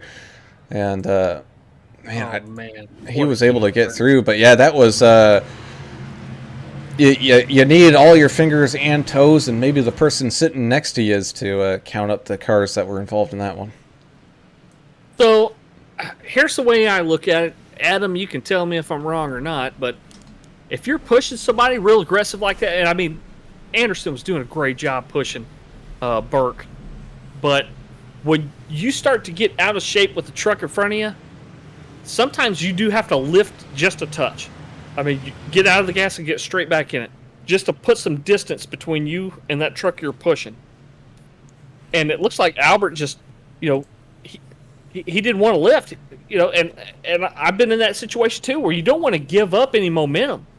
So he kept his foot in it, and then when they started to try to line back up again, you know, there's some friction there, and then just, you know, that's when Well, I think you're a little. that's when Burke's truck went around, and the 753 went around, and I'm never going to blame anything on Albert Anderson. The guy's a saint. America's driver. What I think happened was the fact that this new model, the new damage, and not the damage model, but the model with the aerodynamics here in these trucks, I think that might have played into it. I mean, Brown, what do you think? I mean, it was interesting. Yeah, man, it's just one of those things where I think maybe in real life I wasn't able to get that great a view on it. I think there was just that, kind of like a hitbox. They talk about it in video games a bunch where, especially in first-person shooter games like Call of Duty or something like that, where, you'll try to shoot at somebody and, you're missing to the left or right, but it still counts as a hit because that person takes up a little space in the game and it still counts it as a hit. I think that might be one of those things here with the netcode that iRacing has where he might have been just a little clear of it, but that hitbox was maybe dragging behind that car a little bit. But I mean, still, you're absolutely right. That is a situation where you got to lift off just a little bit to make sure you're 100% good on it. I'm going to fight you two. Don't talk about Albert Anderson like that. Chan the man saying, hell yeah, Austin made it through. Talking about Did Austin he really? Paul. Yeah, Austin Paul's sitting in 10th spot right now. Looks like he's going to salvage top 10 at least tonight. I'll tell you, the worst looking thing that happened out of that deal was the 14 of John Herzig. He went flying. Yeah, he about went 20 flying. feet in the air. So, thank God this is a simulation, not a video game. Yeah, it's not real life. There ain't nobody getting hurt tonight. As we kind of look through here at people up here in that top 10, look who's up there and who isn't. Josh Bittner currently sitting right around that third spot, and Tim Pope, he's all the way down into 11th, so that is something that Josh Bittner likes to see, a big gap there between those two. You also got Mike Adamson. He's still up there doing pretty well, up into 4th. Jeff Snyder having a solid race. I mean, we haven't seen a race like this from the Cobra Simon Regis in a while, and he's had a great run here. Same thing with Russ Kilgore, currently up 21 spots, sitting in that kind of top 10 area. We haven't heard a lot about Russ Kilgore in a while, so glad to have him up here. Same thing with Austin Paul. It's been a while since we've seen that 3 truck. And Rick Watson pulling for Bittner and Oxendine. Thanks so much for joining us on YouTube tonight.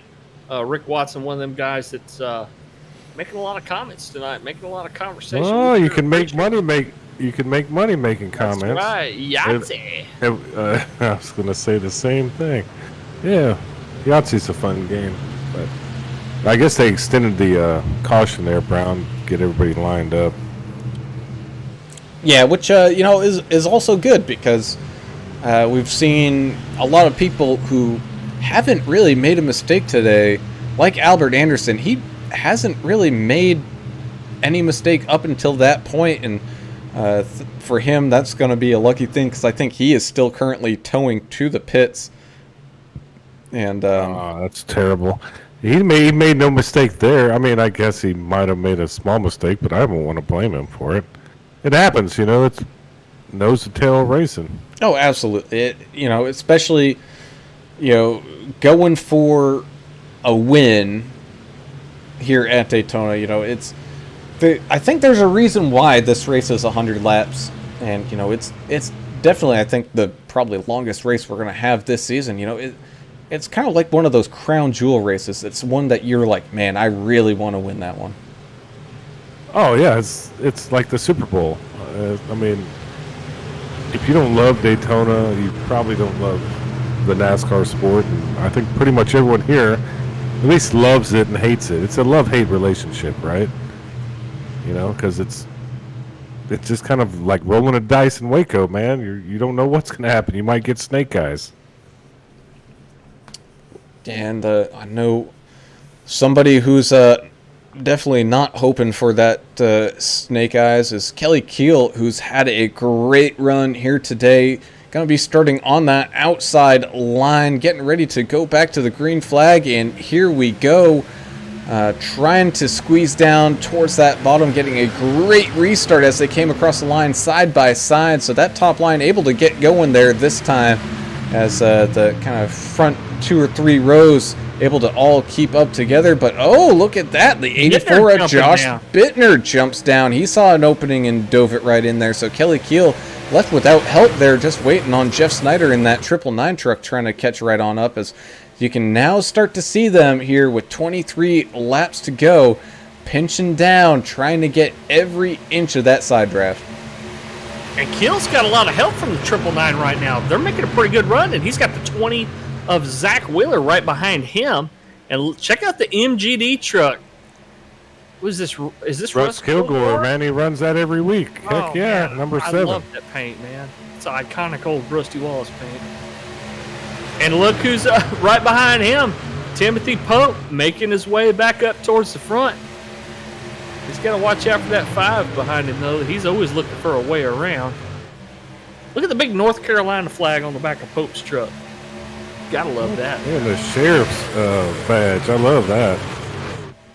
We love all our first responders here, and I think we're missing one. Yeah, we're missing Angelica Timmerman. Yeah. Where'd she go? She's working hard again, I imagine.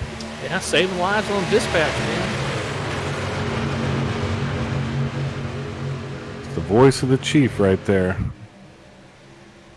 Yeah, and a lifeline for so many people that need help. Sure. That's got to be a rough job, man. You're dealing with people in the worst situation of their life, but you do it all day. Man, that'd be rough. As we come across the line here, 21 laps left to go. We got 2 solid lines, of racing going on, as the 00 of Jacob Shoffett moving from the top to the bottom and the bottom to the top, trying to inch his way forward. It's now getting to that point where you really got to pick and choose your line to move your way up. It's going to be a spot here, a spot there, a spot here, a spot there, because no one is wanting to really give an inch at this point. Russ Endicott's saying that you really cannot bump draft the new aero package, the new model on the new truck. Good God. I don't know what that was. That was amazing, though. Someone's making some tea or coffee or something over there. Is Dustin really going strong there, getting a good push by the 51 of Mike Adams. And we've seen Mike up front, just like Kelly. Man, he's definitely one of those guys you want pushing you. He's going to stay on that bumper nice and smooth. Here comes the 5 of Tyler Green trying to push this thing 3 wide again. Sitting out there on that outside. Russ Kilgore kind of sitting there in the middle, trying to get as much room as he can.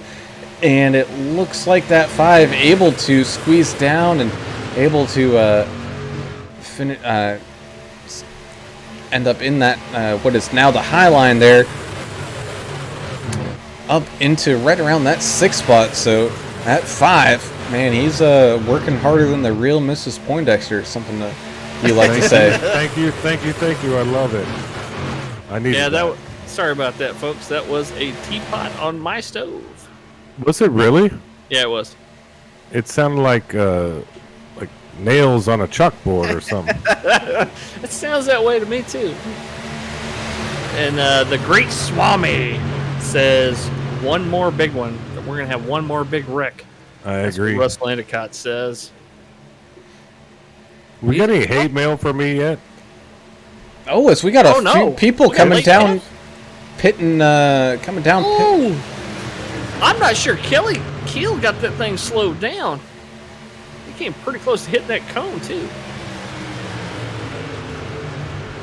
Wow, that was really unexpected. Yeah, I guess people either expecting that big one and maybe wanting to make sure they have enough fuel for the end here, or if they realized and looking at the laps that they got right now and realized that they don't. Oh, as we got the big one right now. Oh no! Cars scattering all over the place. We're still green flag as the 15 is driving backwards through the infield. I'm trying to see who all got involved in that. Man, we got a lot of people involved in that. We're still green flag racing because it went all the way to the inside. Sorry, I was watching the action on pit road, seeing who was taking the splash and go. I completely missed the wreck. I'm watching the number 5. attack in the front. Hey, there's all kinds of stuff happening out here. We can't watch everything. Timothy Pope working his way up to the front. Yeah, we're trying, that's for sure. Yeah, Jeff Snyder running that inside line. Pope's one of those guys. He knows how to push. And you've got the 20 of Zach Wheeler running that outside line, being pushed by the 5. And we know, Zach Wheeler definitely trying to pick up the first win. I mean, even first podium for this season. I don't think he's finished really any higher than, I think, 10th. So he's trying to get something going. Osborne high and dry out there on the top line. 81 on Osborne, they kind of left out there. Well, John Osborne's got a little help now between the 28 of George Rincon and the inverted number of that, the 82 of Michael Everidge. Coming to his rescue, it looks like they're going to get up here and push the 81. They got a pretty decent run. That outside run always gets fast on the back stretch, and then as soon as they start coming around the front here, they kind of lose a little momentum. Yeah, it gets fast till it doesn't, right? Yep, that's right. It just gets fast till it don't. And it seems like they work really well on that long stretch, and then as they go around the corner, it kind of slows up. Pete McGowan's saying, let's go, Josh. They're definitely putting in the work there on that outside, trying to inch their way forward as the 5 and the 20 continue to lead this thing on that bottom line. But that bottom line, man, it's really only, call it 2.5 trucks. They're really not all that together as the top line kind of falls apart here. And we got the lap truck, and we got everybody splitting it. I don't think they knew that truck was going as slow as he was. Wow. They're coming up on some more lap traffic as well here. There's some puckering going on right there from all them lead trucks that just went around. Rick Watson saying the closer we get to the last lap, the more reckless and careless we see people driving, and aggression too. People, this is a money league. People want to get up there and win some money, so you know why they're up there driving like they are, trying to make as many positions as they can. Go ahead, Ed. I'm just saying, just drive it like you stole it at about lap 95, I think, is when you need to do that. But I think we're still in a little bit of conservative mode, but do what you can here. But 5 laps to go, there's no rules. And you can kind of see that right now with this kind of lead pack of 11 cars kind of all single filed out, maybe just trying to run, understanding their position, that they don't want to shoot their charge too early here and maybe blow what could be a win. I'm blown away. I can't. But I don't know what to say, but this is a heck of a race. I love Vigilante. These guys are, man, they put it on every week. Amazing, amazing racing. Come on, English, grab a drink of that whiskey, get it back together.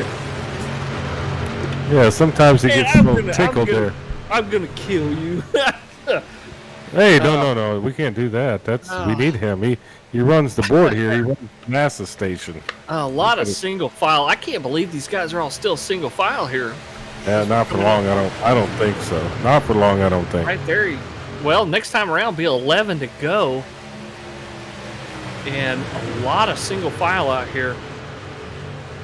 I'm actually very surprised that we don't have guys getting together, maybe trying that outside line and making a push. Well, you can actually see it here with the 20 and the 5. The 5 is pushing that 20 so well. The 999 of Jeff Snyder is having troubles to actually keep up to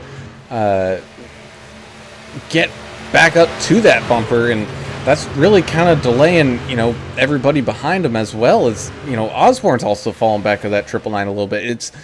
It's not because it's single file, it's they're just too spaced out.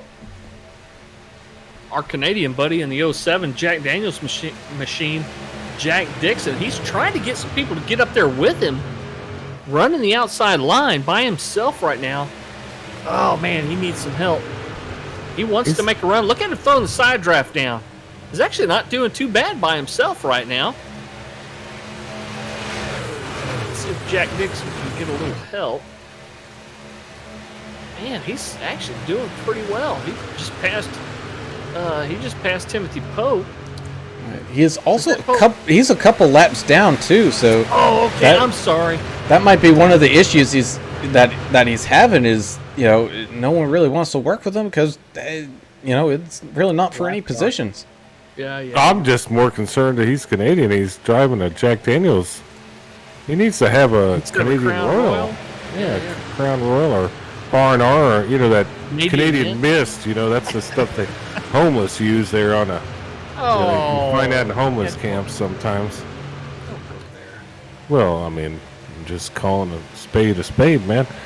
Anyway, I don't know why we're focused on him when there's so much other things happening at the front, and this Zach Wheeler is just taking it from the Tyler Green. This is gonna be interesting. Tyler Green has made no friends here.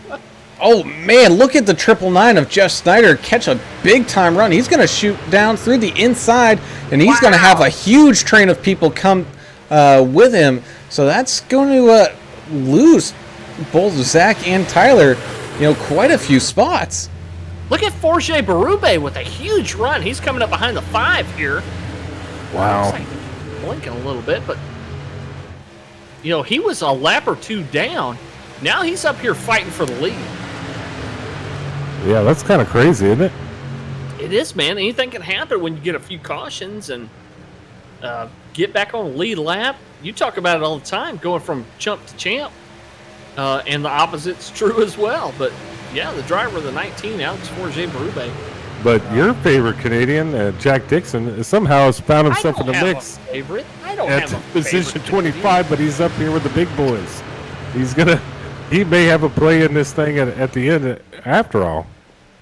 I don't have a favorite. You don't have? I have favorites. Albert Anderson's my favorite. Everybody knows that. He's not Canadian.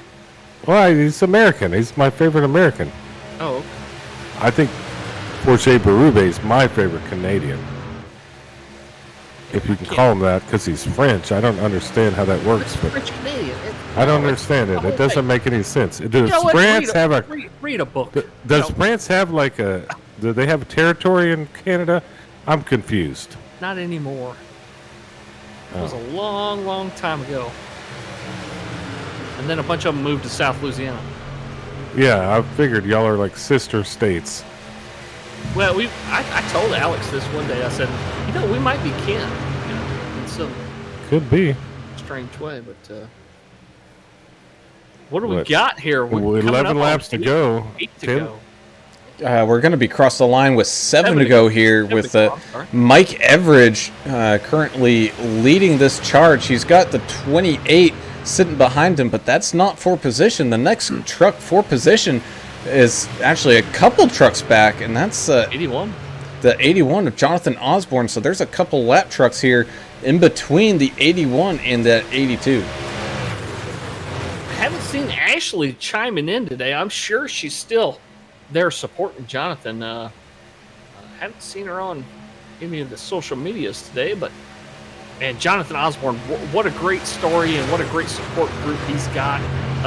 His family's always on here supporting him. So always awesome to see that 81 doing well up near the front. Do we have any other predictions on YouTube's or the meta no, or whatever it's called? Haven't seen any yet. Let's see. Rick Watson's saying that Osborne's been pretty conservative, and he's been waiting to make a move. So there you go. Let's see what else we got here. Oh, as he drifts up the track, maybe trying to block that 19 of Forge Berube, who's going around on that outside by himself. But man, that's a interesting call as he now has a little bit of help, and it looks like that 19 still has some damage that hasn't been fixed. So he's running like crazy out there now with a little bit of help from that 07 trying to get him pushed up to the front. But I know we got a whole bunch of people in here wondering what happened to Albert Anderson. Well, after that, He's trying to claw his way back up to this lead pack. He's only down about 8 seconds or so, trying to find a way to get back up, hoping for a caution here, because I think eventually he would catch up, but I don't think in the laps allowed he's going to be able to do so, as Forge Berube takes that lead away from Mike Everidge up here at the front. 3 wide here with Jeremiah Burke coming out of nowhere, being pushed by Russ Kilgore. What a move shooting up through that middle. Oh, man. Josh Bittner's right behind him. Wow, man. That's a pretty cool move right there. Jack Nitz is wondering what the hell just happened. This guy just blew me off the road. I think, well, he got out of the way. He was trying to push Forge Berube to the front, and he just kind of got out of the way. Smart move. He's lapped out, so. As to quote a Ricky Bobby, are those the other cars? As those guys came absolutely muscling their way through, as the 753 of Jeremiah Burke finds himself in the lead here with 4 laps to go, right in front of Alex Forge Berube. The 7 of Russ Kilgore just behind them, and the 82 of Mike Everidge right there as well. And don't look now, you also have that 84 of Josh Bittner. Got a couple spots there on Timothy Pope, as Tim Pope currently kind of mired there in 8th, running that top line, trying to get to that back bumper of the 3 and make up some ground here, as we're going to be coming across the line with 3 laps to go. And boys, when this thing first started and you saw where everybody was kind of running around here through that first, call it 3/4 of the race, these 3 guys weren't anywhere near that top. And look, Dave Maybury right now is saying that he does not think the leaders can make it without pitting for fuel. I was concerned about that. There's guys out there that are going to be running on fumes. What about Austin Paul here, cramming it up there into 3rd place? Dude, we've it's got amazing people stuff on the radio right now saying they're running out of fuel, and they're going to pit. Wow, this is going to be cool. Oh, Brown, this is where you earn your money, Brown. You're going to have to call a bunch of craziness. You aren't kidding. As we come out of the exit of number 4, we got people starting to make that dive down. Michael Everidge is out of gas. Yeah, Mike Everidge, Jonathan Osborne, Tyler Green, all making that dive down to pit road. So that leaves Alex Forge Berube, Jeremiah Burke out there with 2 laps to go now. The 3 of Austin Paul up there as well. Same with the 7 of Russ Kilgore. The 020 of Simon the Cobra Regis, who's had a great race here, is also still out there trying to keep up with these guys and make up some ground. The 00 Jacob Shoffett up 15 spots, riding around in 6th. He's got a pretty good job of it right now, as we got people running up through the middle here. 00 Jacob Shoffett calling a shot as we got heavy contact. Nobody's wrecking now. There's the wreck. Big wreck. That's got to be a caution. Forge Berube is probably one of the only guys that's good on fuel. Oh, man. They're calling no caution. They're going to roll it. They're rolling this one out. So we got Jeremiah Burke and Russ Kilgore out in front, making it through that absolute mayhem. And Jeremiah Burke's got to pedal it, though. Man, he's got that 7 all over that back bumper. And the next closest car for position is the 3 of Austin Paul, who's more than 5.5 and falling seconds behind. But, you know, you don't know what's going to happen until this one finishes up, as Forge Berube comes back through, trying to make some passes on some people there for 3rd. Side by side, they look like they're going to try to go. It's the 753 moves up the track to try to block that 7 just a little bit as we come through the exit of number 4. A little bit of help there from a lap car getting the push. 753 and the 7 side by side across the line, and it's going to be the 753 of Jeremiah Burke by a nose over Russ Kilgore, as we got Alex Forge Berube getting that truck straightened back around after that wreck to finish here in 3rd. What in the hell just happened? That was... That's man, Russ racing, Kilgore, man. 29 spots up. 29 spots he gained. I thought he won that damn thing. That's And that was amazing. It was amazing. And Jacob Shoffett kind of shook it all up there as he went straight up the middle there and kind of caused a little issue. But, hey, man, it's racing. So I think the 753 might be out of gas now and getting a little bit of a push there from that double he's not zero. gonna be able to do his burnout, I don't think. Shop it and the double zero pushing him. We see so much of that kind of stuff around here. These guys, the sportsmanship and everything that goes into this race, and in this league specifically, pushing the leader around. Oh, the double zero shop it said he's sputtering now too, so we may have to get somebody else to push him. No burnouts when you don't have any gas. Attention, attention. We need a driver to push the leader to get some fuel or to get to the start-finish line for a picture. Oh, it looks like we got some guys here. The 81 is there saying, I'll help out. Tradition really? here is they'll take a picture and then they'll come talk to us, and it'll be a good time. So we do have, while we're waiting here, we do have a fan of the race tonight, and it's Rick Watson on YouTube. You are the fan of the race this week at Vigilante Racing, and your name's going to be entered into a drawing to happen at the end of the racing season for a $50 gift card. So thanks so much, Rick Watson on YouTube, for joining us and commenting and cheering on your drivers. We really do enjoy all you guys' support because y'all are the reason we do this. So thank you so much. And on top of that, we have a lucky driver of the day where I believe we had 26 trucks still running there at the end. So I'm going to click generate 3 times, and that will be the finishing position of our lucky driver of the day. So here we go. 1, 2, and 3. That's going to be tonight's 6th place finisher, Dustin Reilly.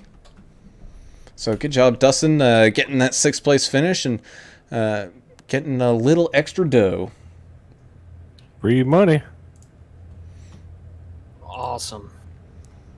Man, how about Russ Kilgore, man? Yeah.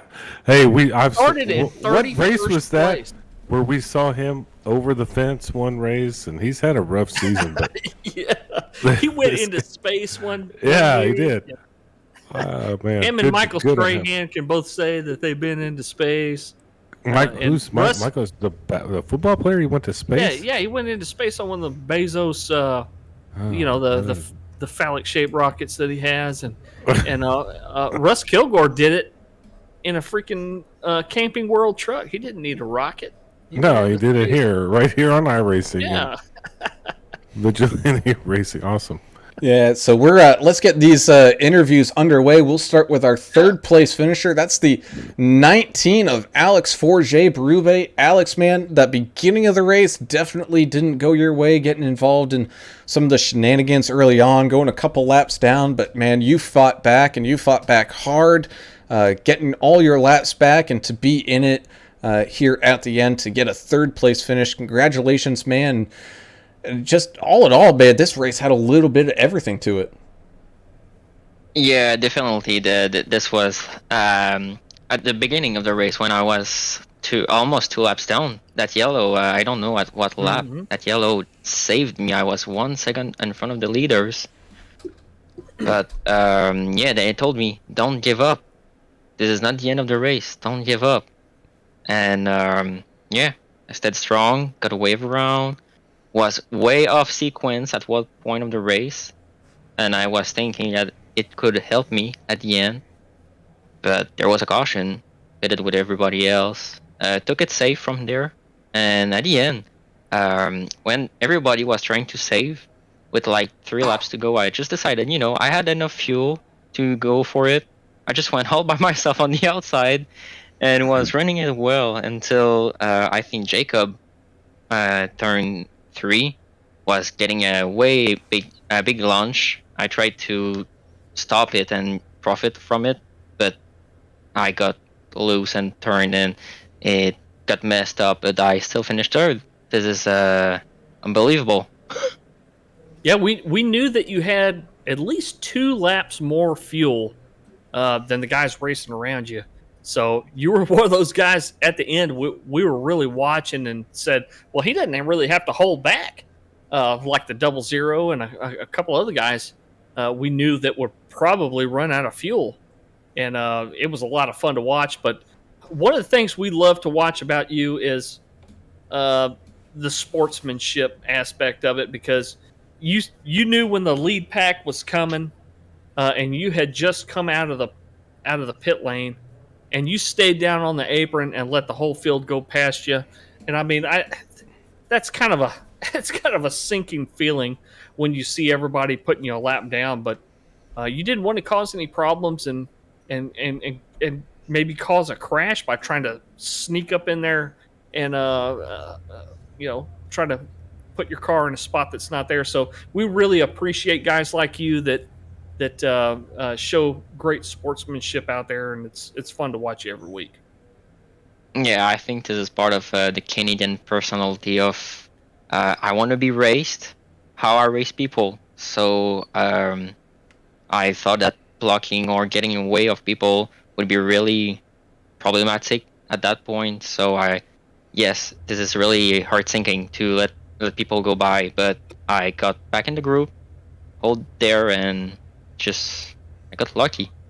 Yeah, you have to be really lucky here. It's not like there's not a lot of skills here. You have to go straight most of the time when turning left, but like you have to follow the truck in front of you. This is so important, and people today had problems zigzagging a bit. But yeah, overall, this was I had to be patient.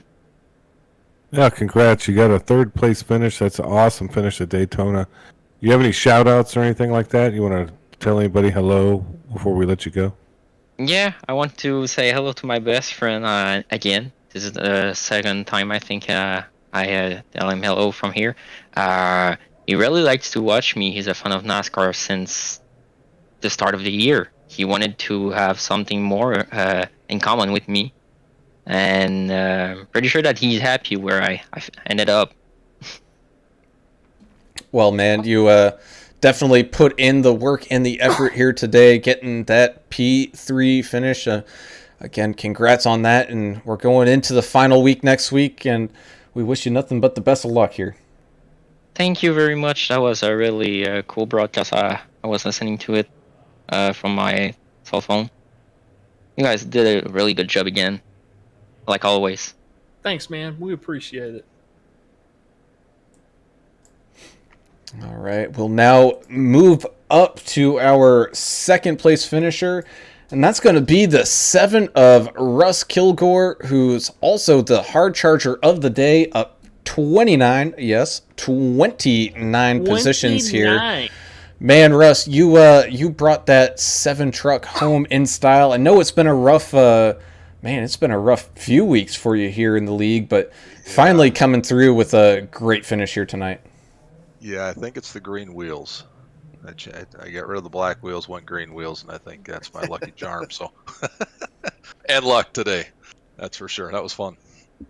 Yeah, we loved watching you run out there and work your way up through the field from 31st place on the grid to finish second and bringing that MGD truck home in second place. Are you one of those guys that loves plate track racing? Or are you more of a give me a technical track where I have to save tires and stuff? Because I'll tell you what, I can speak for me and Adam.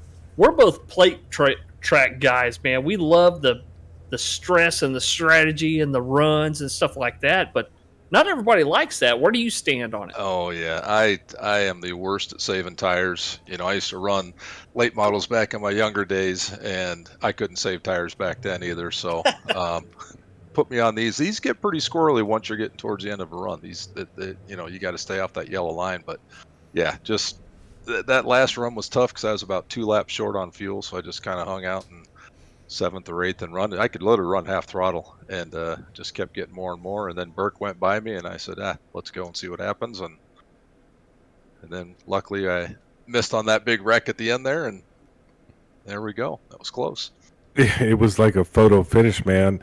And we had talked about it, kind of after the race. I thought you'd won the thing, but I remember one of these races. You were like up in the sky. You probably Yeah, I remember. I'm still. Well, I don't know what race that was, but we had so much fun. Yeah, it was so fun watching that. Now look at you, up 29 spots in second place. You damn near could have won this thing. Yeah. Hey, good job, man! Congrats. Thanks, I appreciate it. That was fun. Yeah, before we let you go, Russ, here, you got any shout outs you want to get out there? Because I know it's been a good minute since we've heard from you. Yeah, no problem. Yeah, Rod Baker Ford. That's my place of employment, and they kind of helped me out a little bit on and off the track, of course. And everybody that puts this on, this is a really fun league. Just had a lot of bad luck, and hopefully this will kind of change it around, and we can start running up front again. Yeah, unfortunately, maybe a little too late, as next week's going to be the final week of the season. Yeah. But at the same time, look at it as carrying momentum on through into the next season. You got the great thing about here is it's very cost effective to race here on iRacing, and it's able to do this at just about as much as you want. yeah, a lot cheaper than what I used to run back in the day. That's for sure. So, well, man, again, congrats on the second place finish and the hard charger of the day. We look forward to seeing what you can do next week at the championship race. All right, appreciate it. Thanks, guys. All right, so we'll move down. Before we talk to our race winner here, we'll talk to our lucky draw driver of the day. That's going to be the 37 of Dustin Reilly. And man, Dustin, as of lately, you've been racing a lot of these plate tracks. And tonight, bringing home a sixth place, maybe not exactly where you wanted to finish, but still, it was a pretty wild ride out there. Yeah, we missed our fuel strategy just by a little bit. I probably could have made it, but we went in. It's good racing though up front. At least I got to lead some laps. Well, Dustin, you were one of the guys. If you listen to the Vigilante Report podcast, you were the guy that I think was it Bittner? I think it was Bittner that picked you as maybe being that guy that can come up here and win this race. And man, you were up front quite a bit. Who did you like working with the best in the draft? We saw you running both lines, outside and inside. Who was your best dancing partner out there today? Probably Kelly Keel. He pushed me pretty good and smooth, and we got a pack together thinking it was all going to cycle back around to us, but they didn't pit. They surprised me. They topped off on that last caution, and that's where I messed up. But I don't know, that one guy come 3 wide made it kind of hairy there at the beginning of the race. So yeah. I was just trying to stay in touch with the leaders. Yeah, we thought that was going to cause some drama, some fights, but hey, you were in the top 10. You didn't win the thing, but you won some money. Congratulations. You got any shout outs or anything you want to do to end this thing? Just to our league, man. We got a good league, and they're good drivers, and we good teammates. We try to work together. But it was fun. Yeah, man, it was definitely fun to watch up here. That is for sure. But again, congrats getting the lucky draw driver of the day and getting a solid 6th place finish here. We look forward to seeing what you can do next week at the championship race. And good luck in your upcoming street stock season.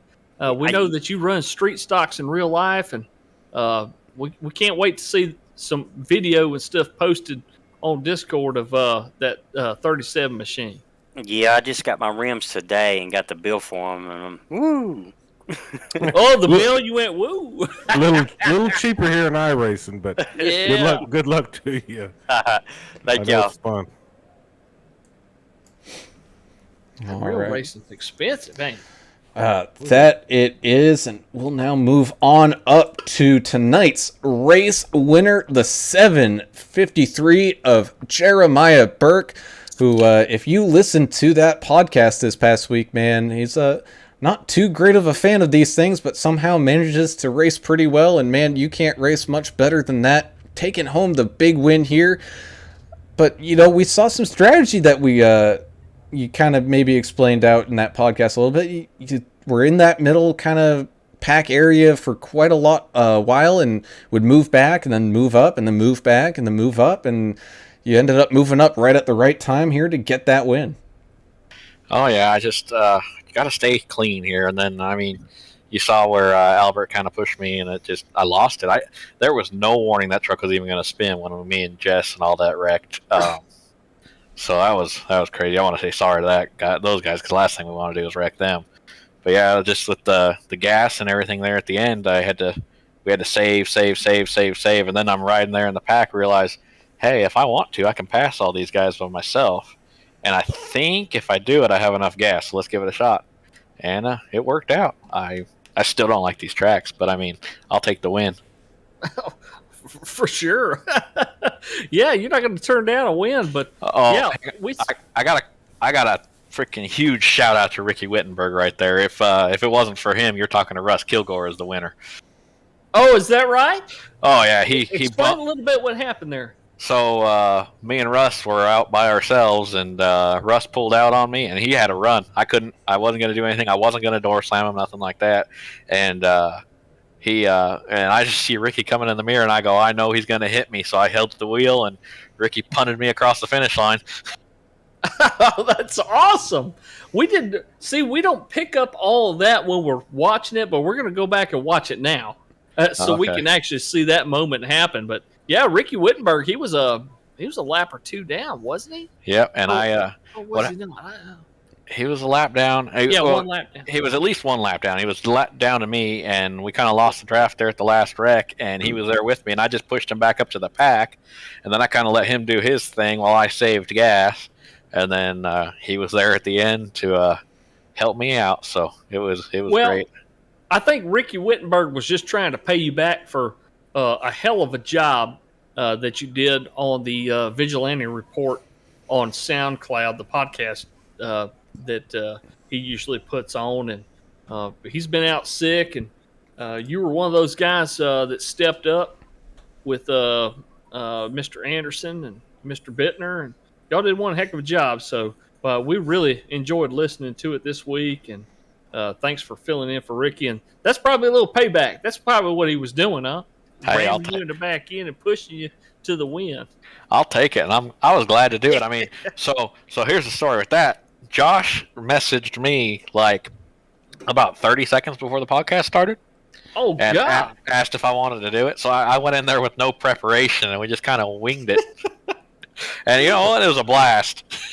Yeah, sometimes the best things in life are winging it. That's what I do here, and watching y'all. Yeah. And man, it was a heck of a lot of fun watching you. And that strategy where you were falling back a little bit early in the race, it was cool to watch, and super excited for the 753 to be in first place, man. Daytona, that's a heck of a win. I really just wish we could have got all three of our trucks up on the podium today. We had a really good chance at it. Mike was running great, and then me and Albert towards the end there, we got into some strategy on that last pit stop, and Albert was on the same strategy as me. Unfortunately, there was a wreck on the back stretch that no caution came out, and Albert completely lifted and hit the brakes, and I realized no caution was coming out, so I stayed on the gas. I was able to catch back up to the pack, and he missed out, so I mean, I feel bad for him and Mike, both, I think, running out of gas there. But, man, I'm just happy to bring home the win. I felt like there's a few races this year that I've let it go. And finally, my least favorite, the one I was least looking forward to, I'll pull it off. So I'll take it. I'll go back and we'll get next week in Michigan. Yeah, that's right. We got that championship race coming up at Michigan. You know, I think tonight is going to help your points cause because Trevor Robertson not having a great race. So even that, I think you closed the gap up to Josh Bittner as well a little bit. So I think Tim Pope might run away with this one. But the standing for 2, 3, and 4, man, that one's up for grabs. Hey, my goal at the end of the year was to finish top 5 in points, and I honestly didn't know how it was going to go. I thought I could win a race. I just didn't realize how hard it was going to be until we got the season going. Glad I was able to not finish the season with a goose egg there, and now that I'm on the podium, I believe I'm on the podium as far as point standings go now. If I can just keep it up, I run really well at Michigan. Unfortunately, so does about half, 3/4 of this field because that's what we've got all our laps on. So it's going to be a great race next week. Yeah, man. Well, we definitely look forward to seeing it. And again, congrats on the win here today. And man, next week just can't come soon enough. Thank you, guys. I'm looking forward to talking to you on the podium again next week. All right. That's Shots what we want fired. to hear. I love it. Yeah. Hey, heck yeah. hey, we're 3 weeks in a row now. I'm going to keep it going. Oh, yeah. And that, my friends, is a wrap here at Daytona. It was a long one, but boy, oh boy, it was a good one. You ain't kidding, man. We love plate racing, but dadgum, this thing was long. 250 miles, and what a great finish.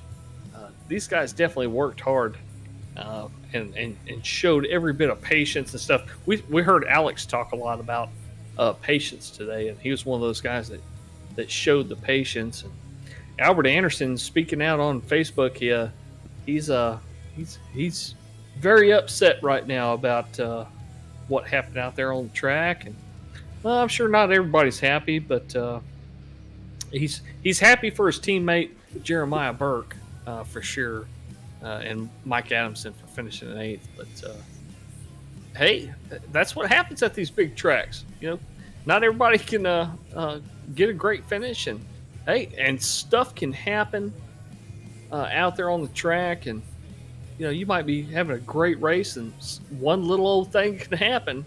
And next thing you know, you might be going a lap down.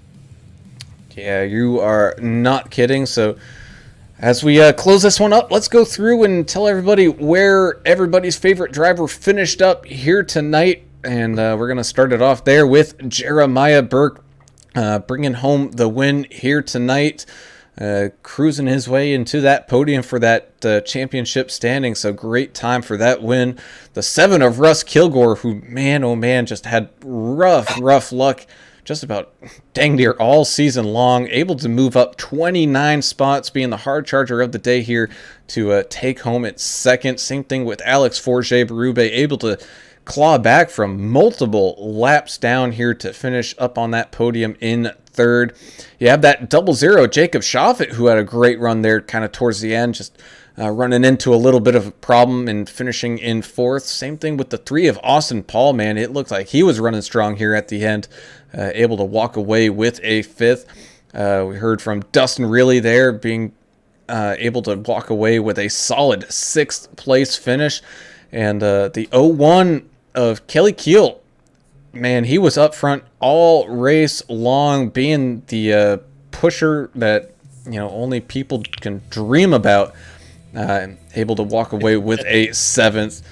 The 51 of Mike Adamson also had a great race here, not getting the result he quite wanted. Same thing with his teammate of Albert Anderson in that 12, finishing 8th and 9th respectively. And rounding out that top 10, someone who qualified up towards the front, kind of drifted his way back, and towards the end was looking like he was going to make it an interesting race up there at the front. But that's that 33 of Jess Vaught. Finishing right where he started, right where he gridded today. The 20 truck of Zach Wheeler in that Sheriff's Department machine. We love watching him. Very exciting racing up there. Zach was always in the middle of it. In the drafting up front, and so was the 999 of Jeff Snyder. He's one of those guys that finished right about where he started and had a solid race. And Timothy Pope had a solid race out there today. He really didn't need to get out there and win. Tim Pope just needed to get out there and have a good finish, and he did today. He finished 13th. Still your points leader right now on the season. The 82 of Michael Everidge, we saw him way up in the front. We saw him lead a lap or two, I think, tonight. And the 82 truck finishing 14th. 81 of Jonathan Osborne had a great run today. Spent a lot of time on that outside line. He's one of those guys that ran the outside, and it seemed like he was glad to do it, and made it work for him, and came up with a solid finish in 15th. Josh Bittner in the 84. We know coming in that he wanted to finish way ahead of Pope and try to make some points, and it just didn't. It just didn't happen tonight for him. The 84 truck of Bittner finishing 16th. The 5 of Tyler Green finishing 17th. Brian Jablonski, the Polish Prince, finishing 18th. And the first truck one lap down, the 55 of Ricky Wittenberg, who we missed Ricky tonight, or this week, I should say, on the Vigilante report.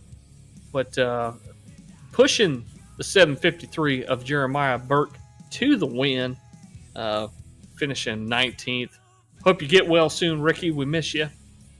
We miss you on the podcast. And looks like rounding out your top 20, one of your crowd favorites, Joshua Oxendine in the 63 truck, finishing right where he started in 20th. Sorry, folks out there in YouTube land. I know y'all wanted to see Ox get a strong finish tonight. But, hey, that's plate track racing. Yeah, I'm not going to sugarcoat this. Let's go through this quickly. These guys had a rough day, all of them. 0-2-0, Simon Cobras Regis, 21st.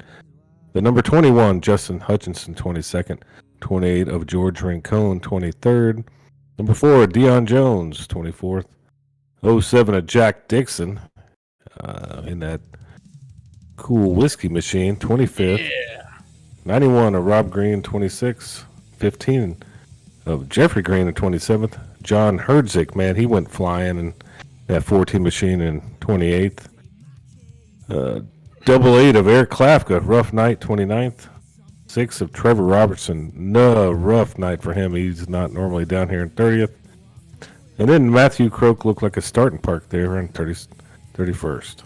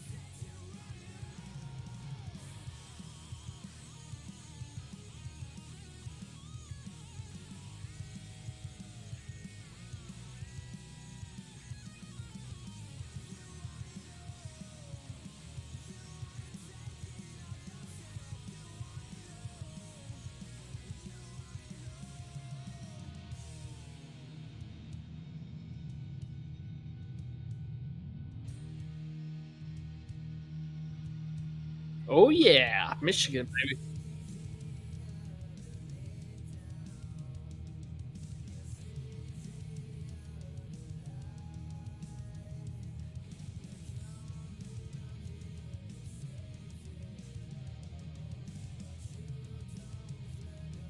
We gone. See ya.